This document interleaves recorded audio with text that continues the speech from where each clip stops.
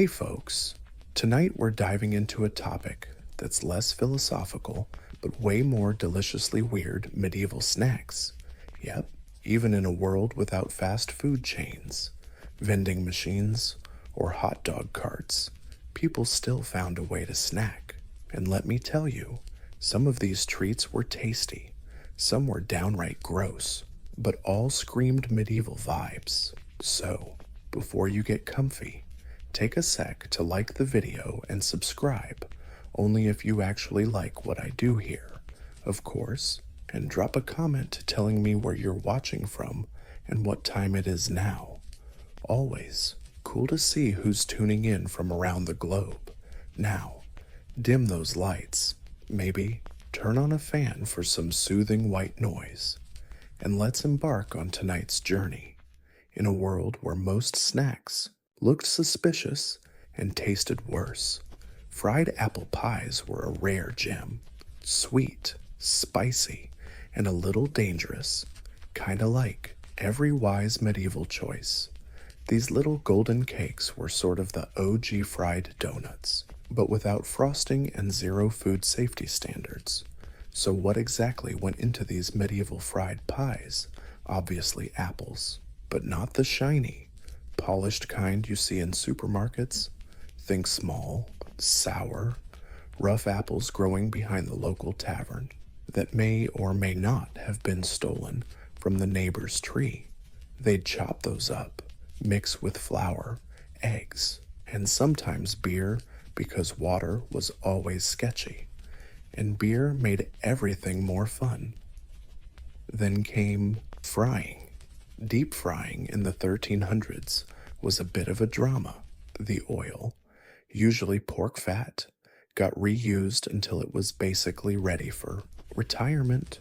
It added flavor, a generous word for what it really was, but the result was something hot, crispy, and weirdly addictive. A fried pie fresh out of the pan was a tiny joy. Crispy edges, soft middle, and a serious risk of a mild burn.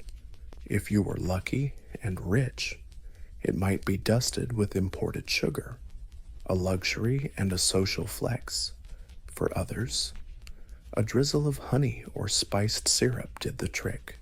Either way, it was sweet enough to make you forget the rest of your diet, mostly cabbage pretending to be something else. Fried pies were street food. You could grab one at fairs, after church, or on market days when you needed a snack and didn't mind the oil stains on your shirt. Kids loved them. Adults loved them. Birds tried to steal them. They were fun, fast, and tempting enough to make you forget about that jar of pickled turnips waiting at home. And yes, sometimes they were overcooked, or the apples tasted more sour than sweet, or the dough was suspiciously chewy. But when they were good, they were really good. One bite, and suddenly you understood why anyone put up with medieval life. If fried apple pies were the medieval donut, then curd cheese was basically the medieval popcorn. Small, kind of crumbly, and inconsistent. They weren't flashy. They didn't melt. They didn't stretch, actually. They barely did anything at all, and that's what made them perfect. Let's be clear here. Medieval cheese wasn't aiming for Instagram glory. It was made fast, eaten fast, and could survive long trips, questionable storage, and the occasional goat trampling. Curd cheese was basically fresh cheese. The first crumbly bits before the wheel hardened into something you could use as building material. These little milk chunks were a byproduct of cheese making. Farmers would separate milk into curds and weigh using rennet, which sounds weird until you realize it comes from the stomach lining of a baby animal. But hey, it worked. The curds got lightly pressed with salt, and voila, frozen cheese, sometimes soft, sometimes chewy, sometimes They'd squeak on your teeth like they had a personality, but they were filling, portable, and oddly satisfying in a time when snacks were usually stale bread or cold broth. Curd cheese felt like a win. Monks loved them. Travelers packed them. Kids ate them like candy. Assuming the cows cooperated that week, you could fry them up, sprinkle them on stews, or just eat a handful while pretending not to notice the smell inside. That weird kind of satisfaction, back when snacks usually meant stale bread or cold broth. Curd cheese felt like a win. Monks were big fans. Travelers packed them up. Kids ate them like candy, thinking the cows had been extra cooperative that week.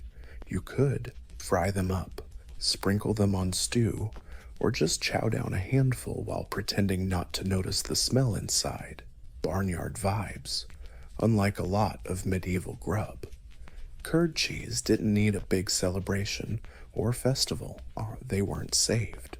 Just for holidays or saint days, they just hung out there, chill, familiar, a bit chewy, the reliable buddy who always shows up. Never quite amazing, but strangely dependable when everything else is falling apart. Sometimes they taste a little weird. Right, sure, fresh was a different concept back in the Middle Ages, but with enough salt and enthusiasm, most folks didn't complain. Plus, in a world without refrigerators, your standards naturally shifted, so frozen cheese wasn't exactly gourmet, but it was simple, filling, and good enough to be called a delicacy.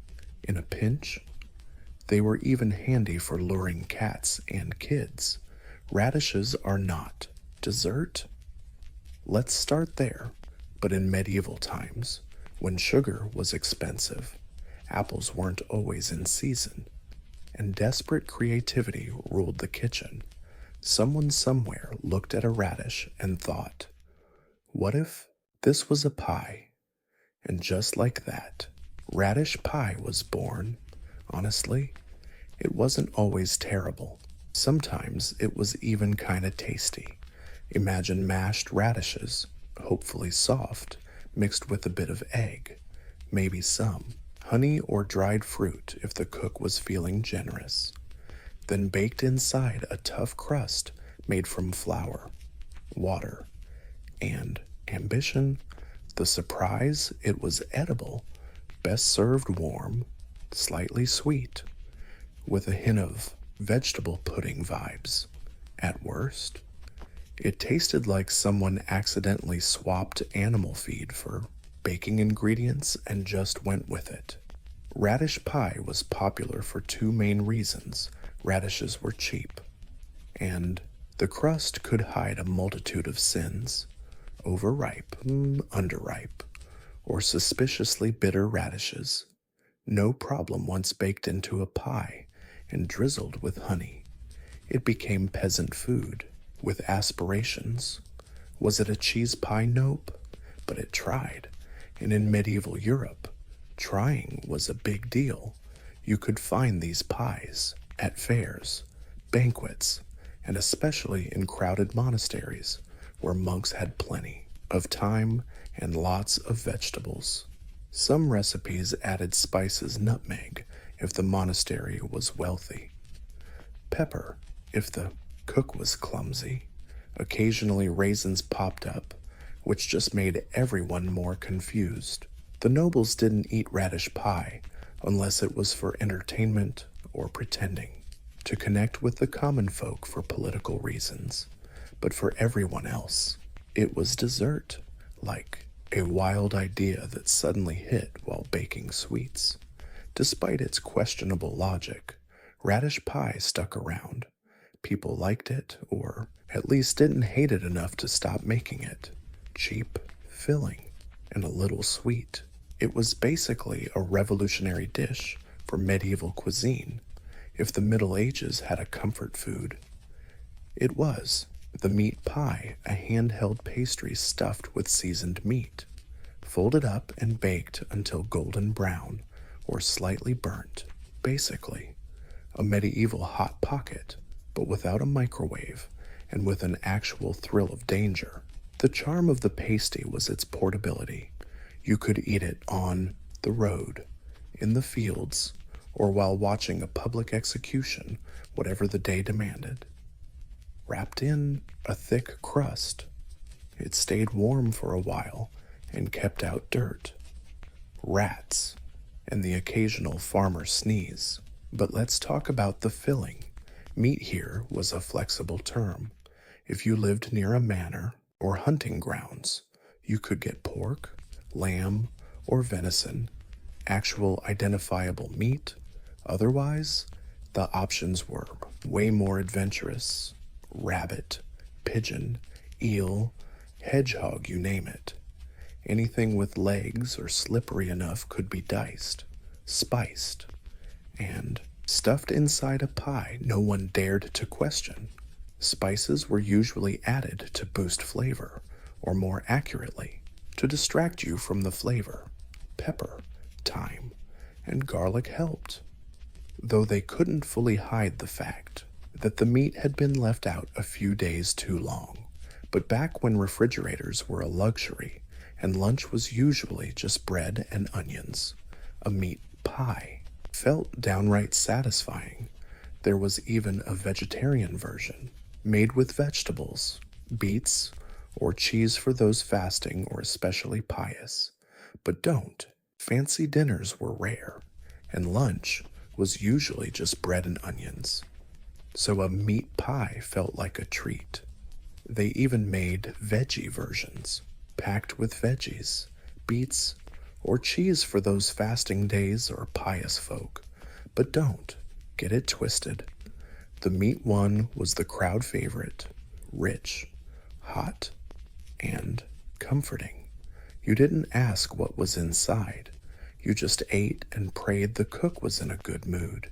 And if you're wondering, yes, sometimes the crust was marked with initials or symbols to claim ownership, especially for miners and workers. In some places, the crust was thicker on one side, so you could hold it with dirty hands and toss it to the spirits, or more accurately, toss it to the rats. So, are they any good? Usually, yes. Do they hold mysteries? Always. But that's part of the charm. You don't eat meat pies for safety. You eat them because they taste good and you're ready to deal with the consequences. In a world where brushing your teeth meant rinsing with booze and hoping for the best. Fennel seeds candy was the closest thing to mint medieval folks had. Small, sweet, and herbal smelling. They were snacks, digestion aids, and a dental hazard all rolled into one, all wrapped up in a strangely satisfying crunch. These little seeds were usually coated in a hard sugar shell, which was no small feat back then. Sugar had to be imported, boiled, whipped by hand, meaning someone really believed in the potential of these tiny treats. They were especially popular among noble families, where guests might be offered a small plate after dinner to freshen their breath and, let's be honest, distract from the bits of lamb still stuck in their teeth. Flavor-wise, fennel seeds pack a spicy punch, kinda like licorice. You either love them or just swallow politely while nodding like a pro. The sugar coating helps. But the herbal scent is unmistakable, making you feel fancy and slightly confused at the same time. These candies also worked as digestion aids. People believed fennel soothed the stomach, especially afters, a hearty meal of 3 kinds of birds, and a generous helping of mead. Think of them as medieval gum, mixed with Tums but way more likely to chip your teeth. And yeah, they were tough, like overly confident. Tough. You don't just gum on fennel seeds candy casually. First, let's try one gently. Bite down slowly. Listen for the crackle. Then start your chew. Every time is a gamble with a reward. while the rich treated them like medieval Tic Tacs. Common folks sometimes had knockoffs made from honey, crushed herbs, and vague optimism, not exactly the same, but good enough to pretend. In the medieval snack list, fennel seed candy may be tiny, but it packs a serious punch. It won't fill you up, but it leaves a pleasant taste and a touch of class, even if you're covered in mud and still have goose grease on your shirt. If medieval desserts had a golden child, it'd be honey cake, sweet, dense, and sticky to everything except what you want it to stick to. Honey cake was born when bakers got ambitious and sugar was still locked away in the castle treasury. Honey was the sweetener for those lucky enough to have bees, access to bees, or no fear of climbing trees and getting stung in the face. These cakes were usually made from wheat flour, water, and several spoonfuls of honey, or at least what passed for spoons in an era where spoons mostly served as sibling fighting weapons. The result: a chewy slab sturdy enough to be a snack or a makeshift doorstop, depending on how close it was to the hearth. Sometimes spices got thrown in if the family felt flush or wanted to brag. Nutmegs and cloves or cinnamon could make honey cake taste even better, and by better, we mean the kind of buzz that gets the whole village gossiping about your recipe for a week. People also added dried fruit if it didn't get stolen by local kids or turned into booze.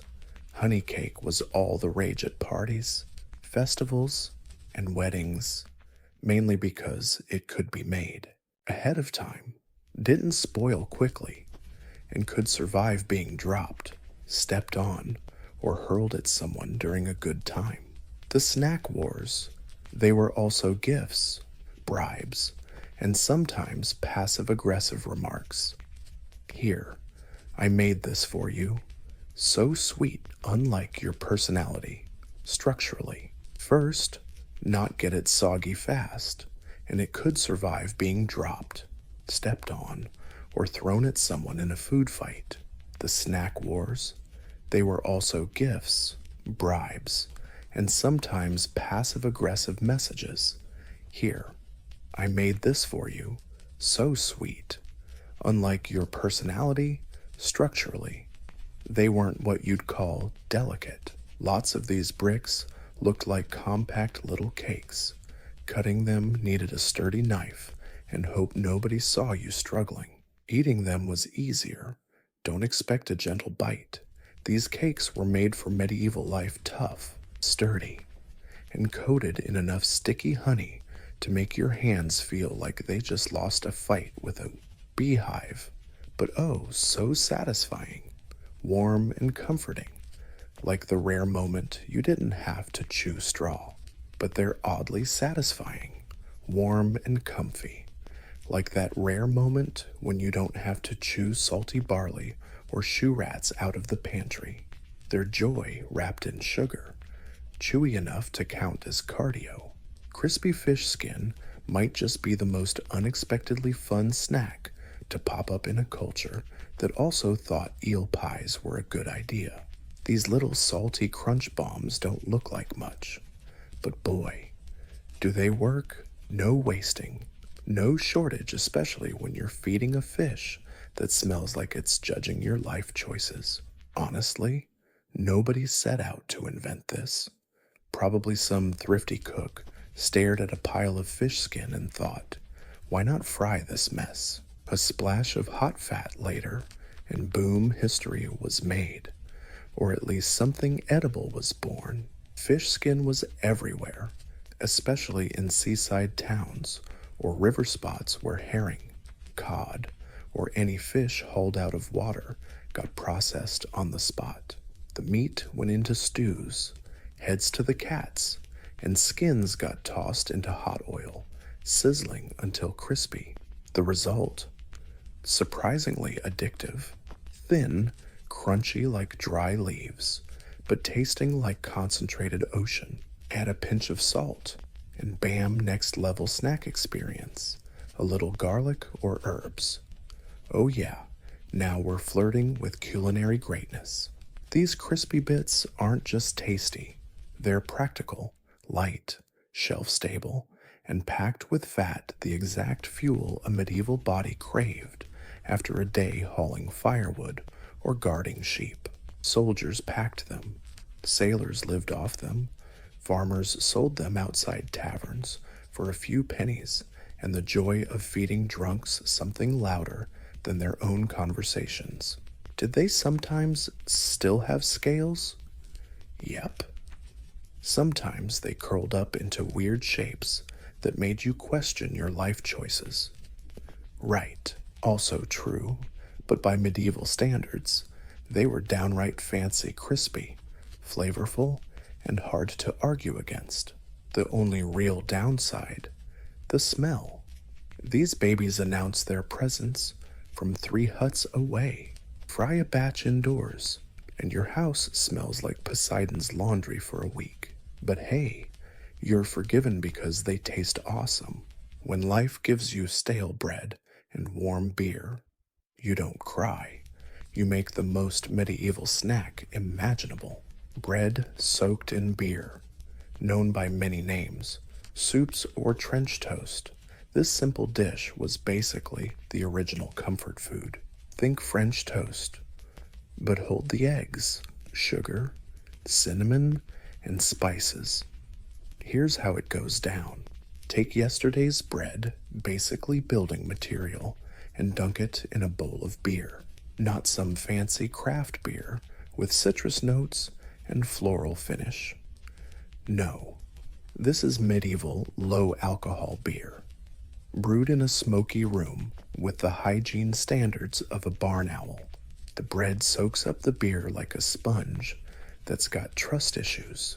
It softens, puffs up, and transforms from jawbreaker to edible. Is it tasty if you're in the right mood and have low expectations? Sure, let's say yes. Warm, smelling like bread, with a faint bitter tang of fermented grains, so it's not exactly mouth torture. This snack was a hit with the working class, who didn't have time for fancy meals or utensils, but still needed calories they couldn't argue with. Beer-soaked bread was quick, hearty, and just enough to feel like a real break from the daily grind. Sometimes folks added extras, sprinkled herbs, some cheese, or a fried egg. If the hen was feeling generous that morning, on holidays, you could even buy spiced beer-soaked soap, which basically means the cook found a nutmeg somewhere and had a bright idea, and like many medieval dishes, this one served 2 purposes: a real break from daily chores. Sometimes folks added extras, sprinkled some herbs, cheese, or fried eggs. If the hen was feeling generous that morning, on holidays, you could even buy soap soaked in spiced beer, basically, meaning the cook found a nutmeg shard somewhere and got inspired. Like many medieval dishes, this one had 2 purposes: not just food, but a way to stretch ingredients. Old bread too tough to chew, just soak it. Beer, starting to turn, pour it over the bread and pretend it's intentional. Amateur hour is for fresh waste only. The only downside was it didn't travel well after soaking. The bread turned into mushy porridge. Eat fast or you'd have to face the risk of your meal turning into a sloppy mess and tasting like a 1,000-year-old metaphor called disappointment. But hey, in a cold evening by the fire, nothing beats a slice of soggy bread and a moment of peace. If you've ever looked at a slice of bread and thought it'd taste better dunked in wine, congratulations, you and the medieval upper class have something in common. Wine-soaked sops were one of the weirdest, fanciest snacks of the Middle Ages. Technically, it was a dessert or maybe an experience, The concept is simple. Take bread, ideally toasted or at least not ancient, then dunk it in wine, not just any wine, usually moldy, sweet, or spiced wine, but something warm, fragrant, and cleverly disguising the fact it was stored in a clay jug from last year's harvest. Once the bread soaked up the sauce, it was served as a soft dish, spoonable kind of food. Nobles called that elegance. Everyone quietly wondered if the cook had run out of ideas. This wasn't a snack. It was a dish you had to eat slowly with a spoon while pretending to care about the war songs playing in the background. It showed up at parties, late night feasts, and awkward dinners where nobody wanted to talk politics. So instead, they passed around soggy slices of toast in a cup. When done right, wine-soaked sops were warm, cozy, and slightly intoxicating, a gentle way to end a heavy meal. Wine added richness, bread brought texture and seasoning that made you feel part of something fancier than reality. Mess it up, though, and it's just soggy bread in a bowl. No amount of cinnamon can hide the feeling that you're chewing on a medieval mistake. Sometimes they added dried fruit or nuts for flavor, sometimes cheese, sometimes even an egg. At that point, it stopped being a snack and turned into a food guessing game. Peasants made their own versions, usually using cheap vinegar or beer instead of wine. This wasn't dessert, it was dinner or breakfast, or any meal that left you full and confused. But sops and wine still stuck around. They were warm, they filled you up, and they gave medieval folks a taste of indulgence, even if it felt like chewing on a moldy sponge of regret. In the Middle Ages, dried fruit was a favorite treat, sweet, strange, and tough enough to survive a crusade. But let's be clear, this wasn't your cute, reliable modern snack pack. Medieval dried fruit had one mission: last forever. Flavor was optional. Chewy texture, tooth damage, guaranteed. Let's start with the basics. You had the usual suspects like raisins, figs, dates, and if you were fancy, imported dried plums. These fruits had been sun-dried, smoked dry, or in some cases, just forgotten on a windowsill until they lost all moisture. They were wrinkly, tough, and alarmingly dense, like an edible time capsule from last year's harvest. The upside, dried fruit was super sweet, really sweet. Concentrated sugar turned these tiny wrinkles into medieval candy. The nobles loved them. Monks hoarded them. Kids treated them like rare loot in the kitchen. The downside, chewing them felt like wrestling your own jaw muscles. Figs had seeds, acting like medieval floss. Dates were sticky enough to glue fabric scraps together. Raisins got stuck in your teeth for hours. No sneaky snacking, quietly allowed.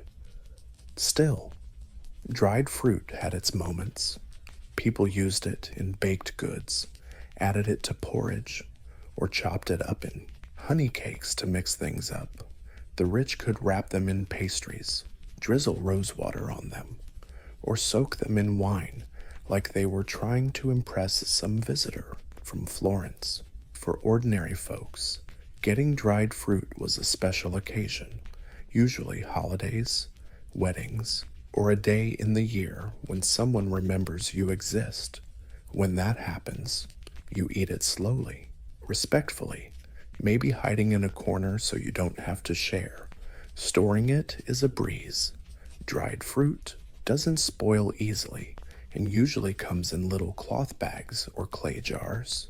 Sure, it gets hard over time, but that just turns it into a long-lasting snack, or maybe a projectile if you're creative and have a kid around. In short, dried fruit is sweet, fancy, and a little dangerous. Sometimes it haunts you literally. You wake up hungry. You want something hearty, fried, something that can mess you up a bit. Enter blood pudding, a medieval snack that's thick, rich, and packed with iron, making today's sausage rolls look like timid breadsticks, born from the noble tradition of using every bit of the animal.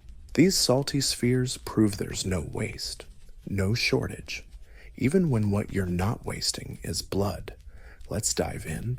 First, you collect fresh animal blood, usually pig's blood, but honestly, any blood will do in a pinch. Then you mix it with oats, onions, sew it up, add beef, fat, and spices. When the thick porridge hits the right sticky consistency, you roll it into balls and fry them in hot fat until the outside is crispy, like they've got something to prove. The result crunchy, dark balls full of protein with a bold, savory, aromatic kick, the kind of snack that promises you'll feel full and mysteriously satisfied all day. Best served hot, straight out of the pan, though sometimes you eat it cold if your craving beats your fear of congealed fat. Nobles might sprinkle on pepper or pair it with eggs and beer. Farmers, they're just happy not to chew boiled cabbage anymore. Blood pudding balls aren't elegant, but they're practical, portable, calorie-dense, and super filling. Eat two and you can skip lunch. 4. You're either a blacksmith or trying to win a food challenge. These snacks were popular at fairs, markets, and roadside stalls, where everything smells like livestock and ambition. They're especially loved in cold months, because what's better for warming the soul than fried coagulated blood? Of course, blood pudding isn't for everyone. Some hate the texture, others can't stomach the idea, but in a world where survival trumps flavor, and taste is like 12th on the list, these meaty morsels earned their spot on the medieval snack menu. Forget everything you know about pancakes. These aren't fluffy stacks drenched in maple syrup and whipped cream. Medieval pancakes were thinner, tougher, and cooked in enough pork fat to make your arteries contemplate early retirement. But hey, they got the job done, and in a world where your other breakfast option was thin, boring soup, these were a treat, made from a mix of flour, eggs, and water or beer. These pancakes were poured onto sizzling cast iron pans, bubbling with pork fat. No non-stick pans, no portion control, you just scoop and pray. The result, a flat, uneven circle with crispy golden edges and a slightly chewy center, the kind of pancake that could survive horseback riding and still be edible when you arrive. Sometimes a bit burnt, sometimes a bit rough, sometimes charming, all of the above. Flavor depends on what you have. Splash of beer adds a nice tang, a spoonful of honey fancy. Sprinkle some herbs or onions, a bit risky. But, mostly, it's just pancake and fat. Serve hot and inhale it like you just escaped a tax collector. These pancakes were democratic. Everyone ate them. Peasants, nobles, monks, merchants. Some even topped them with cheese. Some dunked them in broth. Others just rolled them up and called it a day. You could eat them sweet, savory, or burnt beyond recognition. And if you had leftovers, just stack them and pretend they're cakes or armor. They, flat, uneven circle with golden crispy edges and a slightly chewy middle. This kind of pancake holds up while riding a horse and is still edible when you arrive. Sometimes a bit burnt, sometimes a little rough, sometimes charming. Both. The flavor depends on what you've got. Oh, splash of beer adds a tasty twist. A spoonful of honey. Fancy. Sprinkle some herbs or onions. Risky move. But mostly it's just pancakes and fat. Serve hot and inhale like you're running from the tax collector. These pancakes are democratic. Everyone eats them. Peasants, nobles, monks, merchants. Some even top them with cheese. Some dunk them in broth. Others just roll them up and call it a day. You can eat them sweet, savory, or burnt beyond recognition. And if you have leftovers, stack them up and pretend they're cakes or armor. They, especially popular during Lent and other fasting days when meat was banned, pancakes became a snack, crispy, filling, both humble and indulgent. Plus, they doubled as great disguise containers for sneaking in ingredients that probably shouldn't be in your mouth, not the prettiest. Medieval pancakes had staying power. They didn't need praise, just a hot pan and a hungry belly. Somewhere between a snack and a sacrament, we find the medieval holy pancake, a thin, crispy, suspiciously light biscuit that was both a dessert and a dental challenge. Wafers were everywhere, outside churches, at village fairs, in monks' hands, and sometimes floating on soup like a thin toast. Let's be clear, we're not talking about chocolate-covered treats. Medieval wafers were just flour, water, eggs, and that's it. If you wanted to get fancy, you could add a bit of honey or rose water, but most folks kept it simple. Thin batter poured onto a hot metal wafer iron, pressed between two hot plates like a medieval panini press. The result?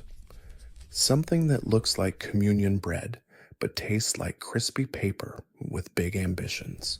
Wafers were popular because they were easy to carry, quick to make, and most importantly, you could sell them in huge quantities for big profits. Street vendors pitched tents outside churches on holy days, waving warm stacks of wafers at worshippers leaving service. Buy now, pay later wasn't a slogan, but it was definitely the vibe. These wafers were shaped with religious symbols, floral patterns, or fuzzy saintly faces depending on the iron mold and how tired the baker was. These designs didn't improve the taste, but they gave you something to stare at while you chewed thoughtfully, pretending you weren't totally disappointed. Structurally, wafers were fragile. They'd crack if you blinked wrong and shatter if you tried to break them neatly. Storing them was a nightmare. Transporting them even worse, making eating them outdoors a risky business with crumbs, wind, and regret. Still, they were loved light, crispy, and festive. Wafers were the medieval version of treating yourself without wrecking your stomach or wallet. For the nobles, they stacked them with fruit or layers of soft cheese. For everyone else, they sold by the dozen at street stalls, eaten quickly before turning into edible scrap paper. Whatever. Even the name sounds annoying. This medieval snack was basically fruit, boiled, soaked in syrup, and then sealed in jars like a tiny, sweet hostage. Think candied orange, dates, or ginger, coated in enough sugar to numb your teeth, while your conscience whispers, you shouldn't eat this, but you do, because it's delicious, maybe imported, and you've got nothing else. Snacking on it wasn't for the average farmer chewing onions on the seventh day. No, this was high-class snacking, luxury stuff served in palaces or gifted by the rich as a love note, I like you, but not enough to give you land. Sugar was pricey, and fruit wasn't always in season. So this was reserved for special occasions like weddings royal visits, or Wednesdays if you were really rich and out of control. The process was complicated. First, you boiled the fruit in syrup, maybe honey, or refined sugar. If your spice merchant owed you a favor, then you drained it, dried it a bit, and repeated over and over, because once just wasn't enough. You weren't just preserving fruit, you were declaring war on moisture, finally. The result was a shiny, jade-colored, chewy, rich, and sweet candy that could be used as a weapon if you had enough of it. Some versions were soft and syrupy, stored in fancy glass jars. Others were dry, rolled in sugar, and cut into cute little candies, like medieval hypoglycemia pills. But don't get it twisted. Suck It came with status. It said you had access to sugar, trade routes, and at least one servant dedicated to stirring things that didn't want to be stirred. Stirring. Platters were passed around after parties like edible gold coins. Guests took a piece, smiled politely. Access to sugar, trade routes, and at least one servant dedicated to stirring the stuff that didn't want to be stirred. Stir. The food tray was passed around after feasts like edible gold coins. Guests took a piece, smiled politely, and instantly regretted not grabbing 3 more. Meanwhile, common folk watched from the kitchen and maybe licked the spoon if no one was looking. So, was it worth it? Honestly, yes. That suck dish was one of the few medieval snacks that actually felt like dessert, rich, subtle, and just luxurious enough to make up for. Dinner including a boiled dish. Oh, fried eel, the final snack of medieval cuisine, weirdly beloved. It went from peasant stoves straight to royal banquets without ever pausing to ask, wait, am I really the best option here? Yep. Yes, indeed. Eel was everywhere in medieval Europe. Rivers, practically, squirmed with them. They were easy to catch, cheap to cook, and when fried, surprisingly crispy, slippery when alive, skinnier than you'd think, and shaped like the villain in some fish horror story. Eel was still eaten by the bucket load, well, because it's tasty, and more importantly, it's not turnips. To make this dish, first you gotta catch the eel, usually at night when they slither through shallow water, like sentient noodles. Then comes the gross part, skinning them, which is less fish prep and more wrestling a wet rope that refuses to die. Once prepped, the eel is chopped, spiced if you're brave enough, and tossed into hot fat until the skin's crispy and the meat firms up into something vaguely tempting. The result, a crispy, punchy bite, rich and a bit greasy, like a chicken and squid having an identity crisis in a pub kitchen. Fried eel shows up at fairs, parties, roadside joints, and believe it or not, even at religious fasting feasts. Yep, technically, eel isn't meat, so it sneaks through dietary loopholes like a pro. Monks ate it, nobles bragged about it, kings stuffed it into pies and served it at feasts like it was some fancy grouper they'd been dreaming of. Sure, it's bony-like, really bony, and yes, sometimes it still twitched long after death. But if you can get past that and the creepy feeling you're eating a fishy folktale villain, fried eel is actually delicious. Crispy skin, soft inside, and just greasy enough to make you feel like you're living dangerously on a Wednesday afternoon. Nowadays, it seems weird. Back then, it was a delicacy, a slimy little miracle that filled your belly and saved the menu from boring. In the ancient world, Mesopotamia was the crossroads of mystery and myth, and nowhere is that clearer than in how they saw dreams. For the Sumerians, Akkadians, Assyrians, and Babylonians, dreams weren't just random, meaningless brain farts. They were sacred telegrams, supernatural emails sent straight from the gods to your subconscious. Ignoring one was like leaving Enlil's message unread. Dangerous move. Around 2500 BCE, Mesopotamians developed a full-on dream decoding system carved into clay tablets in cuneiform. This wasn't just bedtime nonsense. They used it in politics, medicine, and religious rituals. Kings would postpone wars if a nightmare hinted at bad luck. Farmers wouldn't plant a seed if they dreamed of a flying goat crossing the sky.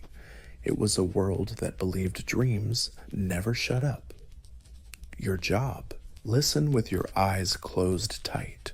Professional dream interpreters called Baru priests were like ancient Freuds minus the couch.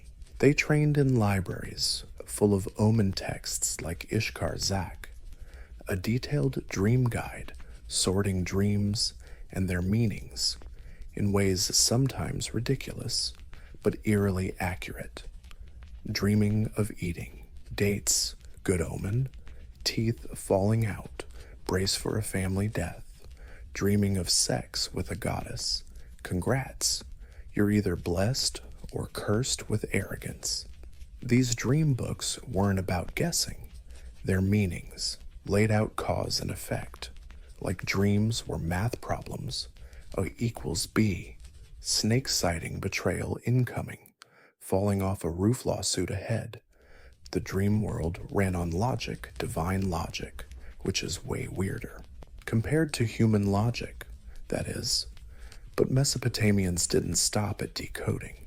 They also practiced. They saw a flying goat crossing the sky in their sleep. The world they believed in was always talking. Your mission is to listen with your eyes shut tight. Professional dream decoders were called Baru priests, basically ancient Freud analysts, but without the couch.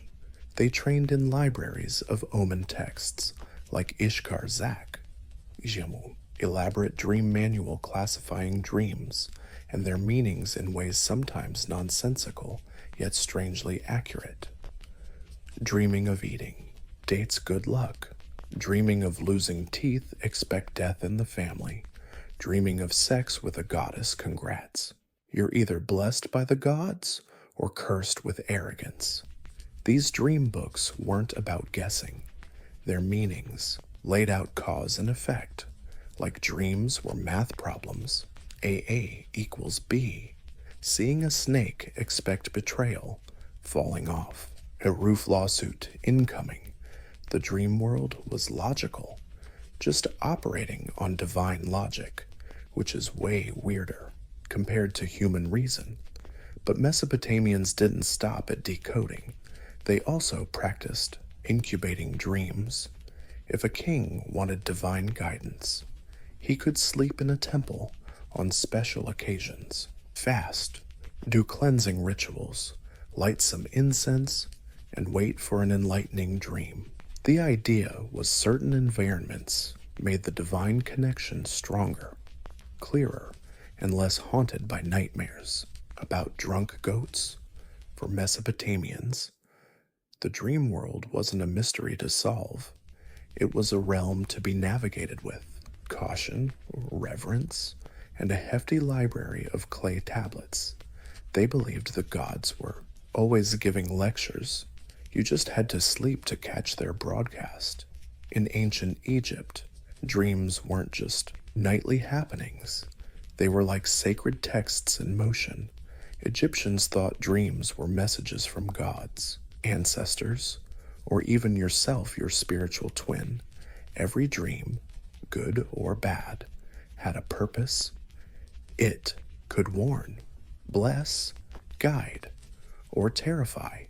During the New Kingdom, around 1550 to 1070 BC, Egyptians started jotting down their dream interpretations in what became some of the earliest dream decoding manuals in history. One of the most famous is the Ramesside Dream Book, written on papyrus and found in the village of Deir el Medina. Not exactly your casual bedtime read. It was basically a divine diagnosis tool, listing hundreds of dreams and explaining each one based on whether the outcome was good or bad. But the logic not always obvious. For instance, if a man dreamed he was eating a crocodile, it meant he'd become a high-ranking official. Weird, right? But in Egyptian cosmology, crocodiles were linked to Sobek, the god of strength and power. Eating a croc meant soaking up some divine traits, definitely a promotion omen. Every dream entry started with, if a man sees himself, followed by a symbolic scenario. These weren't wild guesses. They came from centuries of ritual knowledge, personal visions, and temple traditions, and the interpretations were usually binary marked good or bad in red or black ink.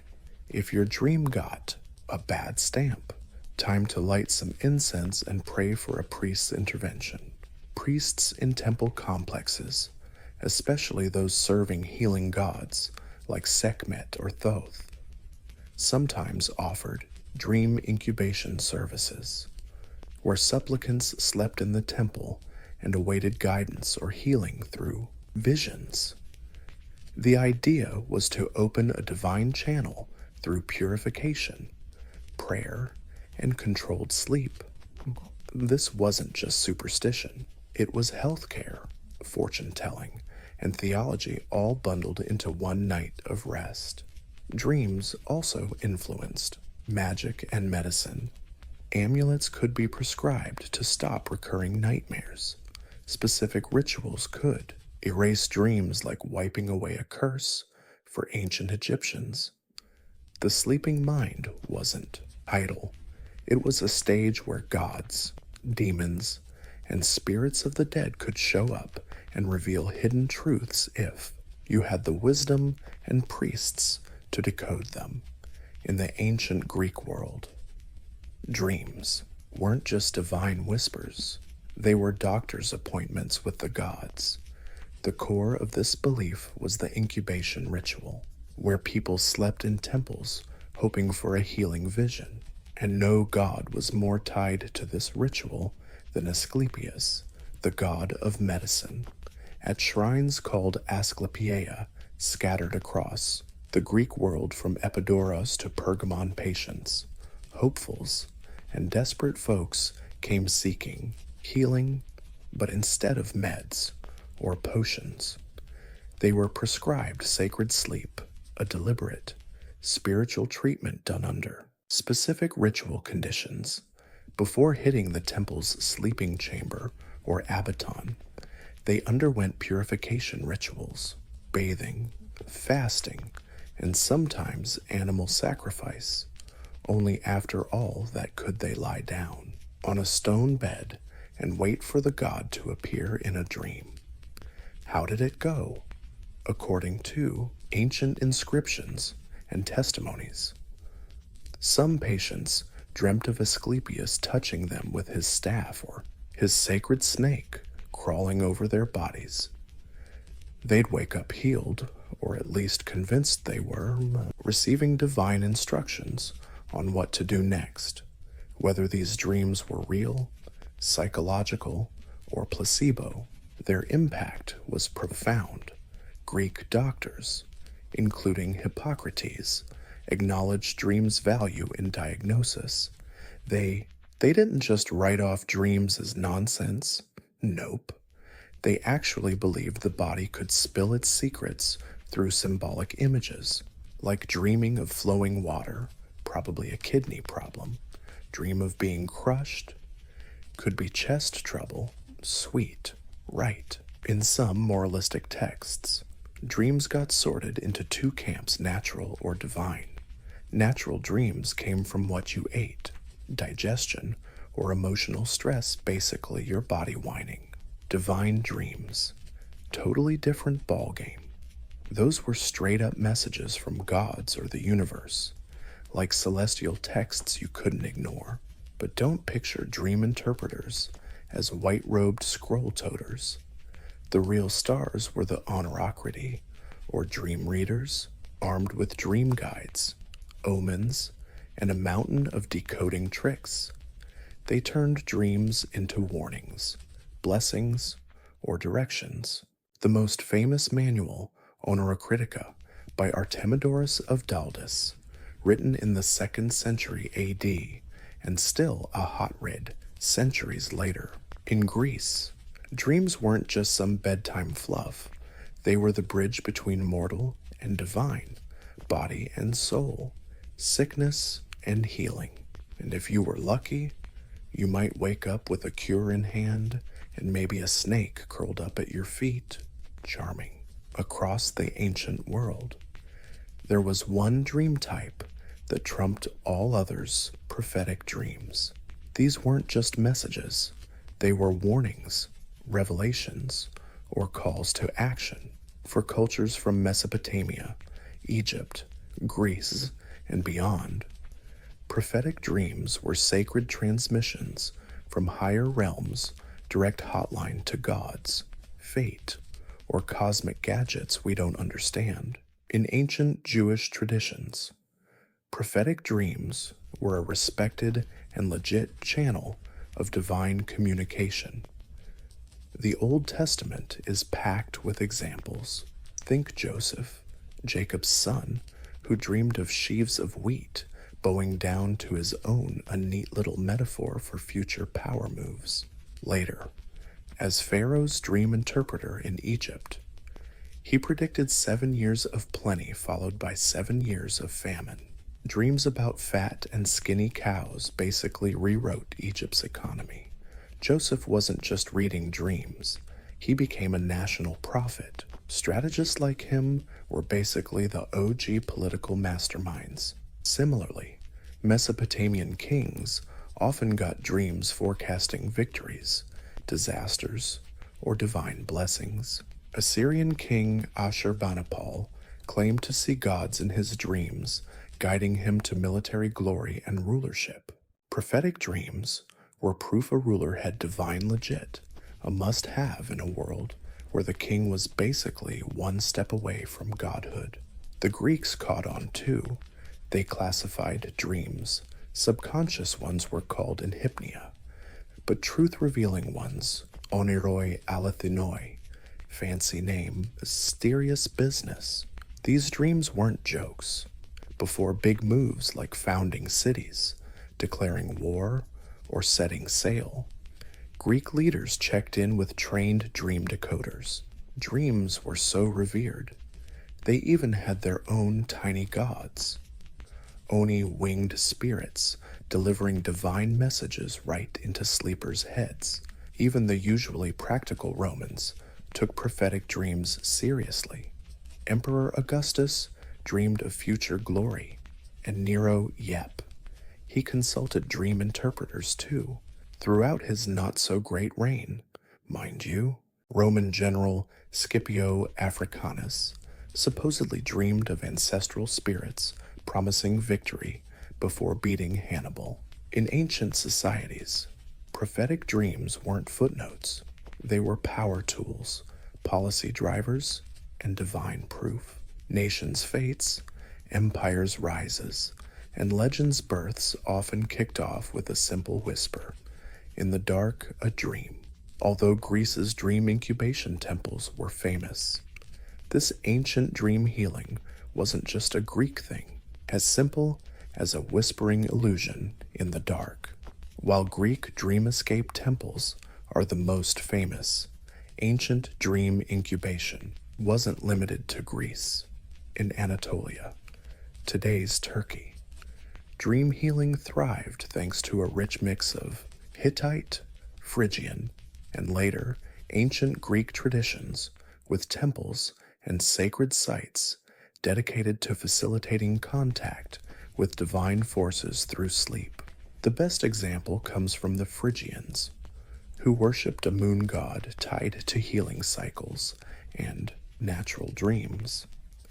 His temples were usually perched on hills facing the night sky, as if they were perfectly placed to catch lunar messages, delivered straight into the dreams of desperate petitioners, those suffering from physical ailments, mental troubles, or just plain uncertainty about their futures would head to these temples to try out a special method.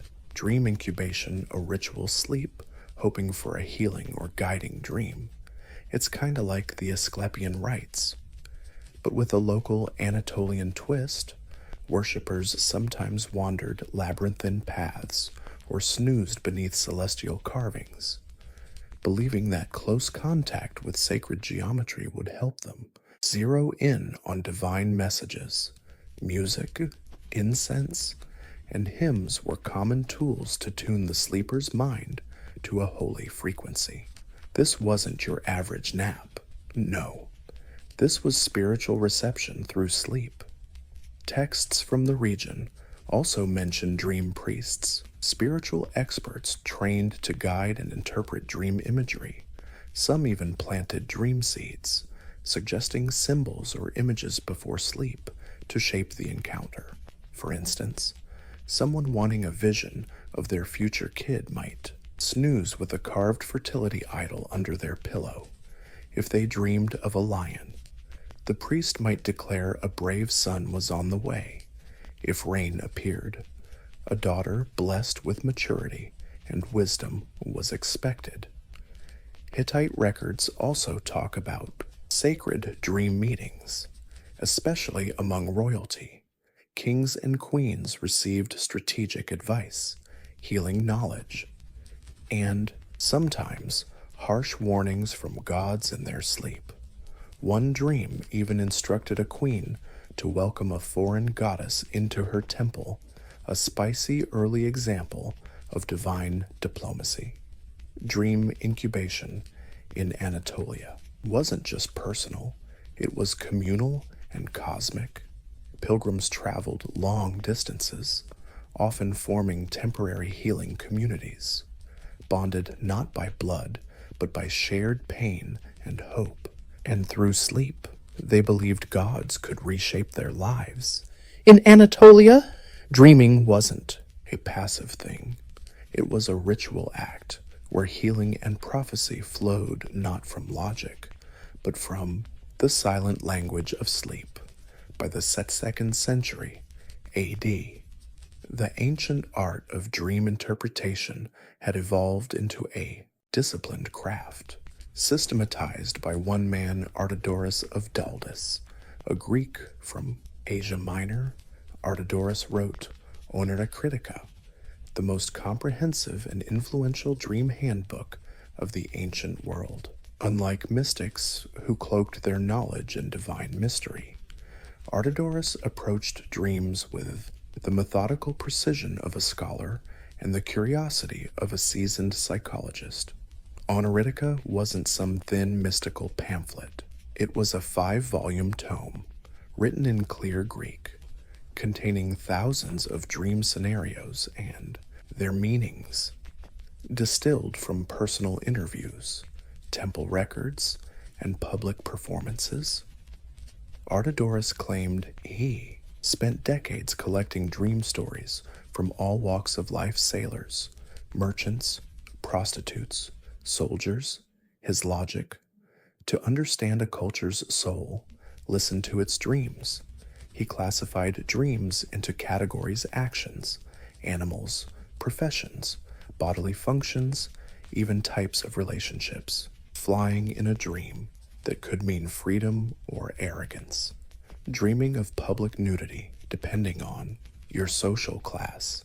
It might mean shame or future power. Dreaming of losing teeth, usually a sign of loss, often a loved one.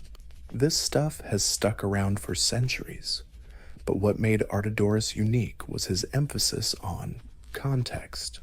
Unlike earlier dream books that offered fixed meanings, he stressed the importance of status, gender, profession, and current life situation.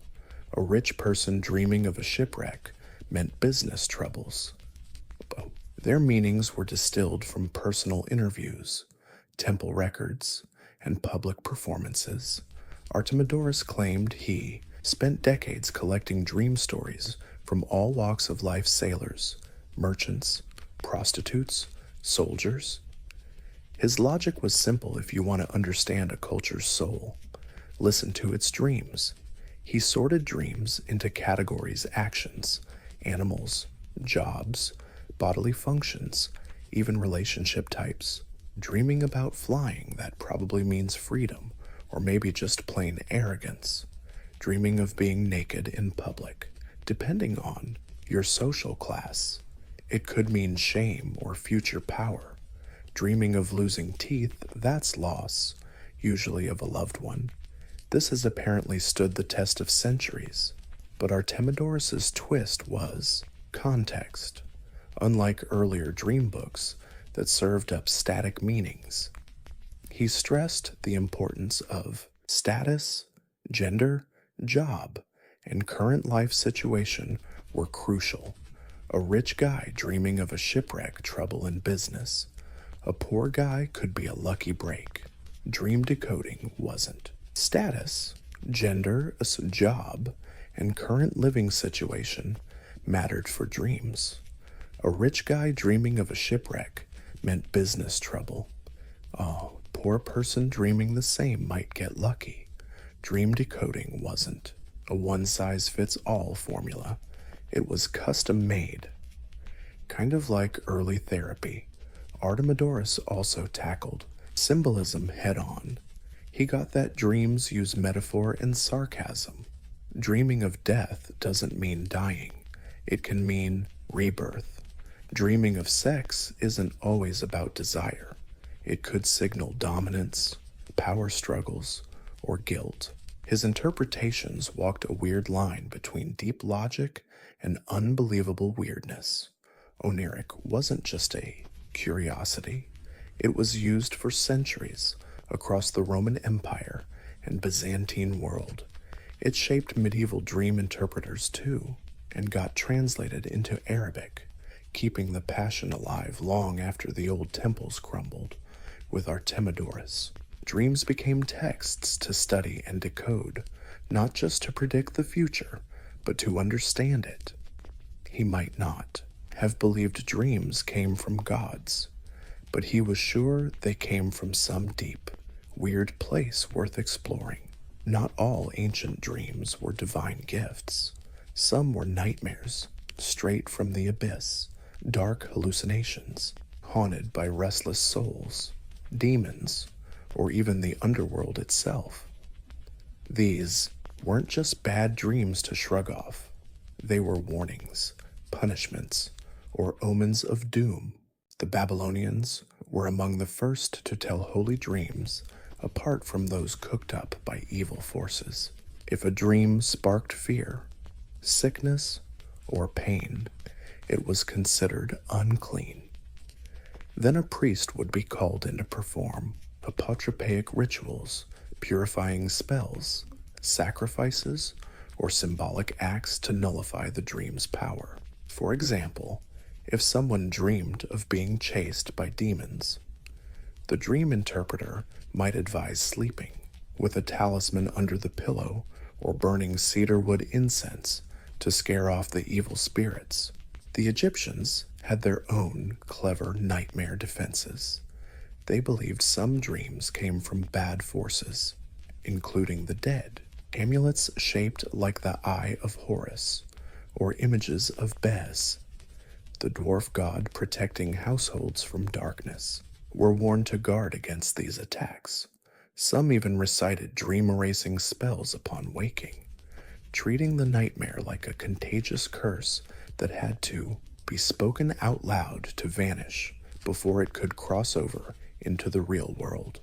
In Greek thought, nightmares weren't messages from the gods on Mount Olympus, but from chthonic gods, the gods of earth and the underworld. Hades, Persephone, and even scary demons might show up in dreams to express divine displeasure or warn of unpunished crimes. Those ignoring such warnings paid a steep price. The philosopher Plato, in the Republic, described dreams as battlegrounds between reason and desire, where the lower soul runs wild. For him, nightmares were not just spiritual alarms, but psychological warnings, signs your inner self was out of whack. Even the Romans, usually practical, feared dreams featuring animals like owls, snakes, or wolves, thinking they signaled impending death, betrayal, or war. They believed the dead could visit the living through dreams, sometimes to warn, sometimes to accuse. In every culture, nightmares weren't just bad dreams.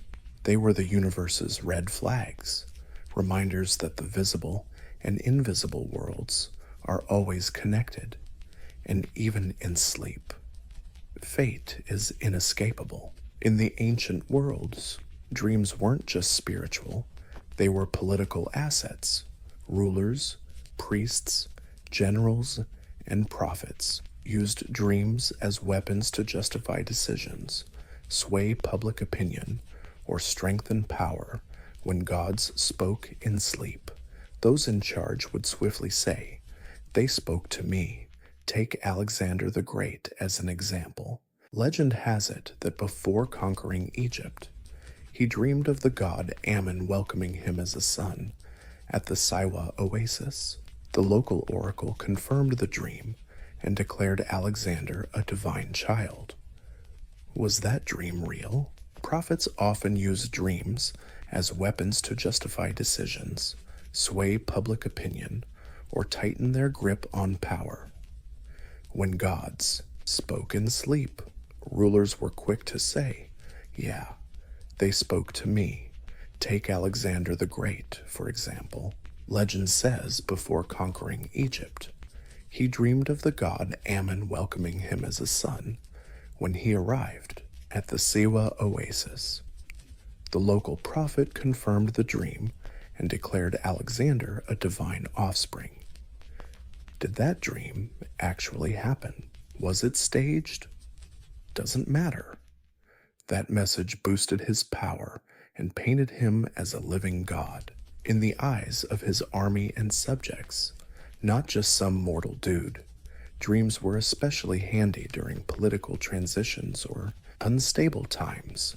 In ancient Rome, Augustus claimed he dreamed of a grand victory at Actium, the very victory he scored over Mark Antony and Cleopatra. That dream was immortalized in literature and coins. Later emperors jumped on the bandwagon. If the gods back your dream, who's gonna argue with your actions? Priests and prophets were usually in on this game. Dream decoding became a theological tool, especially when it suited the ruler or temple elites. Say a rebellious governor dreams of doom. Priests might say, "Hey, divine punishment for messing with the emperor's turf."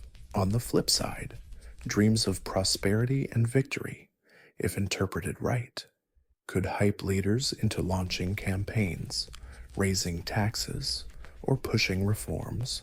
And no, this wasn't a boys-only club. Egypt's queen Hatshepsut claimed in temple inscriptions that her birth was foretold in a dream by the god Amun, who appeared to her mom and predicted divine rule by framing her reign as a dream-ordained destiny. She secured her spot on a throne run mostly by men. Biblical prophets also used dreams to challenge kings.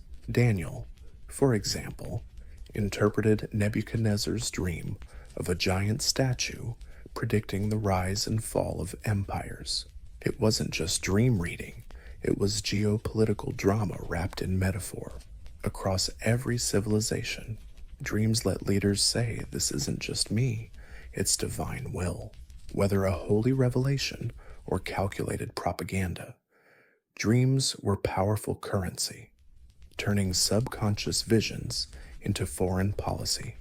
one wild guess at a time, even though ancient temples have crumbled and dream priests now sleep under the dust. The legacy of dream decoding whispers through time, science, and psychology. Most of what we believe about dreams today, our obsession with symbols, recurring patterns, even nightmares comes from these old frameworks trying to explain the sleeping mind. The medieval world inherited all these traditions. Islamic scholars translated Artemidorus's Onira Critica into Arabic, tweaking and expanding it. In Islamic mysticism, dreams were deeply respected as divine guidance. Meanwhile, Christian monks and theologians started cataloging dreams of saints and martyrs, often predicting future miracles or God's justice.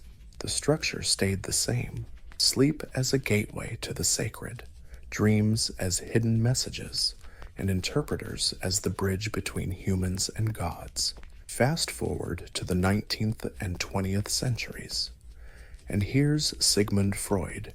He dissed religious interpretations, but borrowed heavily from those ancient symbolic structures. In his 1899 Dream Interpretation, Freud argued dreams reveal repressed desires and fears, but he still used metaphors, symbols, and ancient storytelling tools. His protege Carl Jung went further, describing the dream world as full of archetypes: the shadow, the hero, the wise old man that oddly resemble figures from Greek temples or Babylonian omen lists. Even modern neuroscience, while ditching the mystical baggage, respects the complexity of dreams, REM sleep, lucid dreaming, and how trauma or memory influence dream content. These ideas echo ancient beliefs that dreams reflect both body health and soul state. Pop culture keeps the dream party going, from movies and literature to tarot cards and New Age spirituality. Dreams remain a juicy source of inspiration, whether it's a horror flick about sleep paralysis or a dream journal app promising self-discovery. The old idea sticks: what we see, asleep matters. Metaphors, symbols, ancient storytelling. His protege, Carl Jung, went further, describing the dream world as a place with archetypes, universal characters like the shadow, the hero, and the wise old man, eerily similar to figures you'd find in Greek temples or Babylonian omen lists. Even modern neuroscience, while ditching the mystical stuff, still respects dream complexity, REM sleep, lucid dreaming, trauma and memory influences on dream content. These ideas echo the old belief that dreams reflect both the body's health and the soul's state. Pop culture keeps the dream vibe alive too, from movies and books to tarot cards and New Age spirituality. Dreams remain a captivating muse, whether it's a horror flick about sleep paralysis or a dream journal app promising self-discovery. The ancient idea sticks: what we see in sleep matters. In the end, our ancestors may not have had brain scanners or sleep labs, but they nailed what we're still chasing today. Dreams aren't random. They're stories, signals, or shadows whispered in the language of gods, ancestors, or ourselves. The question remains timeless. What is your dream trying to tell you? By the mid-9th century, the USA was a vast land of what we're still chasing today. Dreams aren't just random nonsense. They're stories, signals, or shadows whispered by the gods, ancestors, or even ourselves. The question hasn't changed over time. What is your dream trying to tell you? Back in the mid-9th century, the U.S. was a sprawling mess. By 1860, California had been a state for a decade, but people often felt it was more like a distant cousin than a sibling. The East Side buzzed with cities, telegraphs, and railroads, while the western frontier was still rugged, remote, and painfully isolated. A letter from New York to San Francisco could take 3 to 4 weeks, sometimes longer if storms, delays, or bandits got in the way, and that's if it even arrived.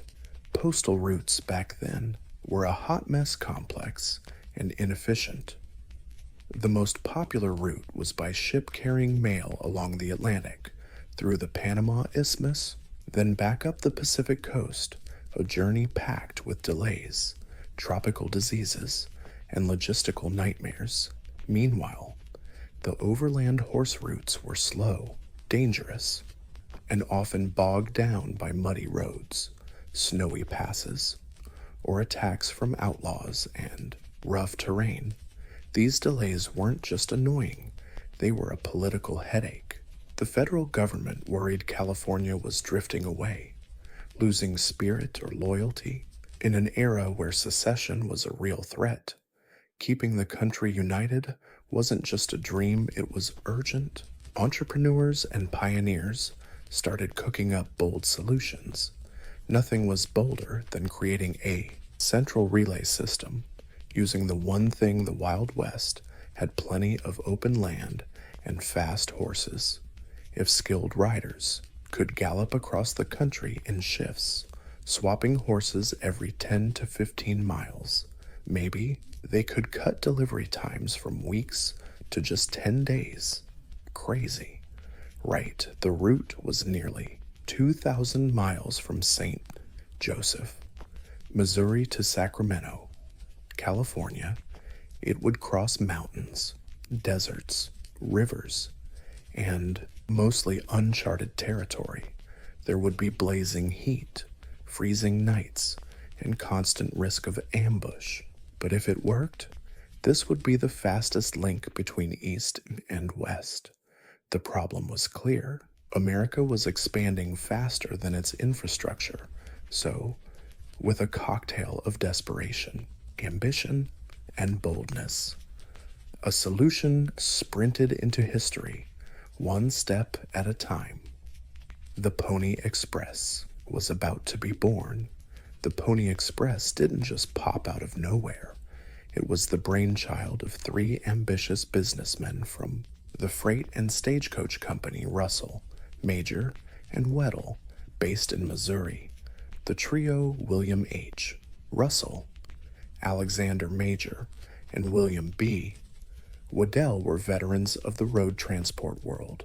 Their company handled government freight and supplies across wild borders. But by 1860, they aimed much higher to speed up mail delivery to California as fast as humanly possible. At the time, Russell was feeling the heat.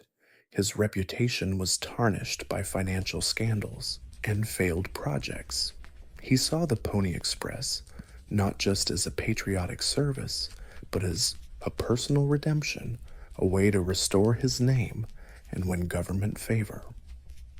If they could prove their relay system worked smoothly, they hoped to snag a juicy federal postal contract. Alexander Major was the logistics brain, meticulous planner. He demanded strict discipline from his staff, even making riders and station masters swear off booze and swearing. He also designed a highly structured system for the express service. Stations would be built every 10 to 15 miles, larger stations spaced 75 to 100 miles apart, and the whole route would be run like a military operation. William B. Weddell, the quietest of the trio, handled the legal and financial groundwork, while Russell was the salesman and Major the operations genius. Weddell kept the books and made sure the company stayed afloat. At least for a while, the 3 of them poured hundreds. Stations were built 10 to 15 miles apart, bigger ones every 75 to 100 miles, and the whole route was maintained like a military operation. William B. Waddell, the quiet one of the trio, handled the legal and financial side, while Russell sold the dream and Major ran operations. Waddell kept the books and made sure the company stayed afloat, at least for a while, together. They poured hundreds of thousands of dollars into this gamble. They bought over 400 horses, hired more than 80 riders, and built about 190 stations across the wildest stretches of the frontier. They knew it was a risky bet, and they knew the road ahead would be brutal, but they also knew whoever cracked this communication crisis would win a massive prize, a permanent spot in U.S. history. So, they just went ahead and launched the service without a single dime from the government. Bold move, a financial nightmare, a logistical mess, but a powerful symbol of American grit. By April 1860, the Pony Express train was ready to roll. The race against time and terrain had officially begun. Creating the Pony Express route was like building a fragile bridge across a continent with no safety net and zero margin for error.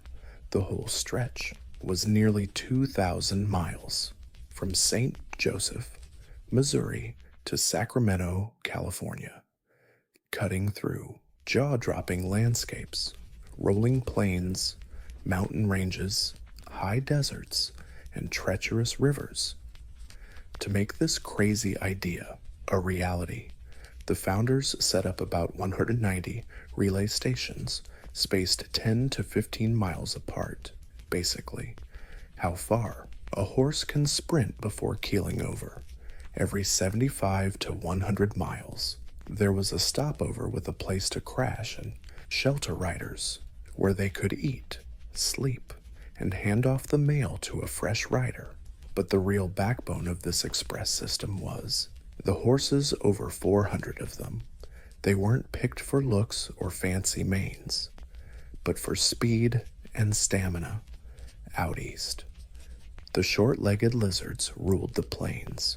Out west, tough wild mustangs carried the riders through mountains and deserts. These were the Ferraris of the frontier. Riders would gallop at full speed, jump off mid-run, and leap onto a fresh horse in seconds. Each station had to be staffed, stocked, and secure. Some were just dirt shacks or log huts. Others were sturdy buildings surrounded by barbed wire fences, guarded by rifle-toting sentries. Supplies, water, food all had to be hauled in ahead of time. That meant months of prep in some of America's harshest, most God-forsaken lands. Weather was a huge threat. Riders faced blizzards in the Sierra Nevada, sandstorms in the Utah desert, and brutal summer heat on the Nebraska plains. Wildlife, swollen rivers, and collapsing trails were constant dangers. And then there were human dangers, bandits, outlaws, and rising tensions with Native American tribes. But despite the chaos, the system kept running, with rider swaps every 75 to 100 miles and horse swaps every 10 to 15 miles. The Mustangs flew across the continent in just 10 days' revolutionary speed for the time.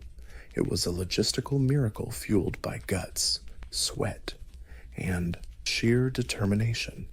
In a land where miles meant isolation, the Pony Express wove a fragile thread of connection, one relay at a time.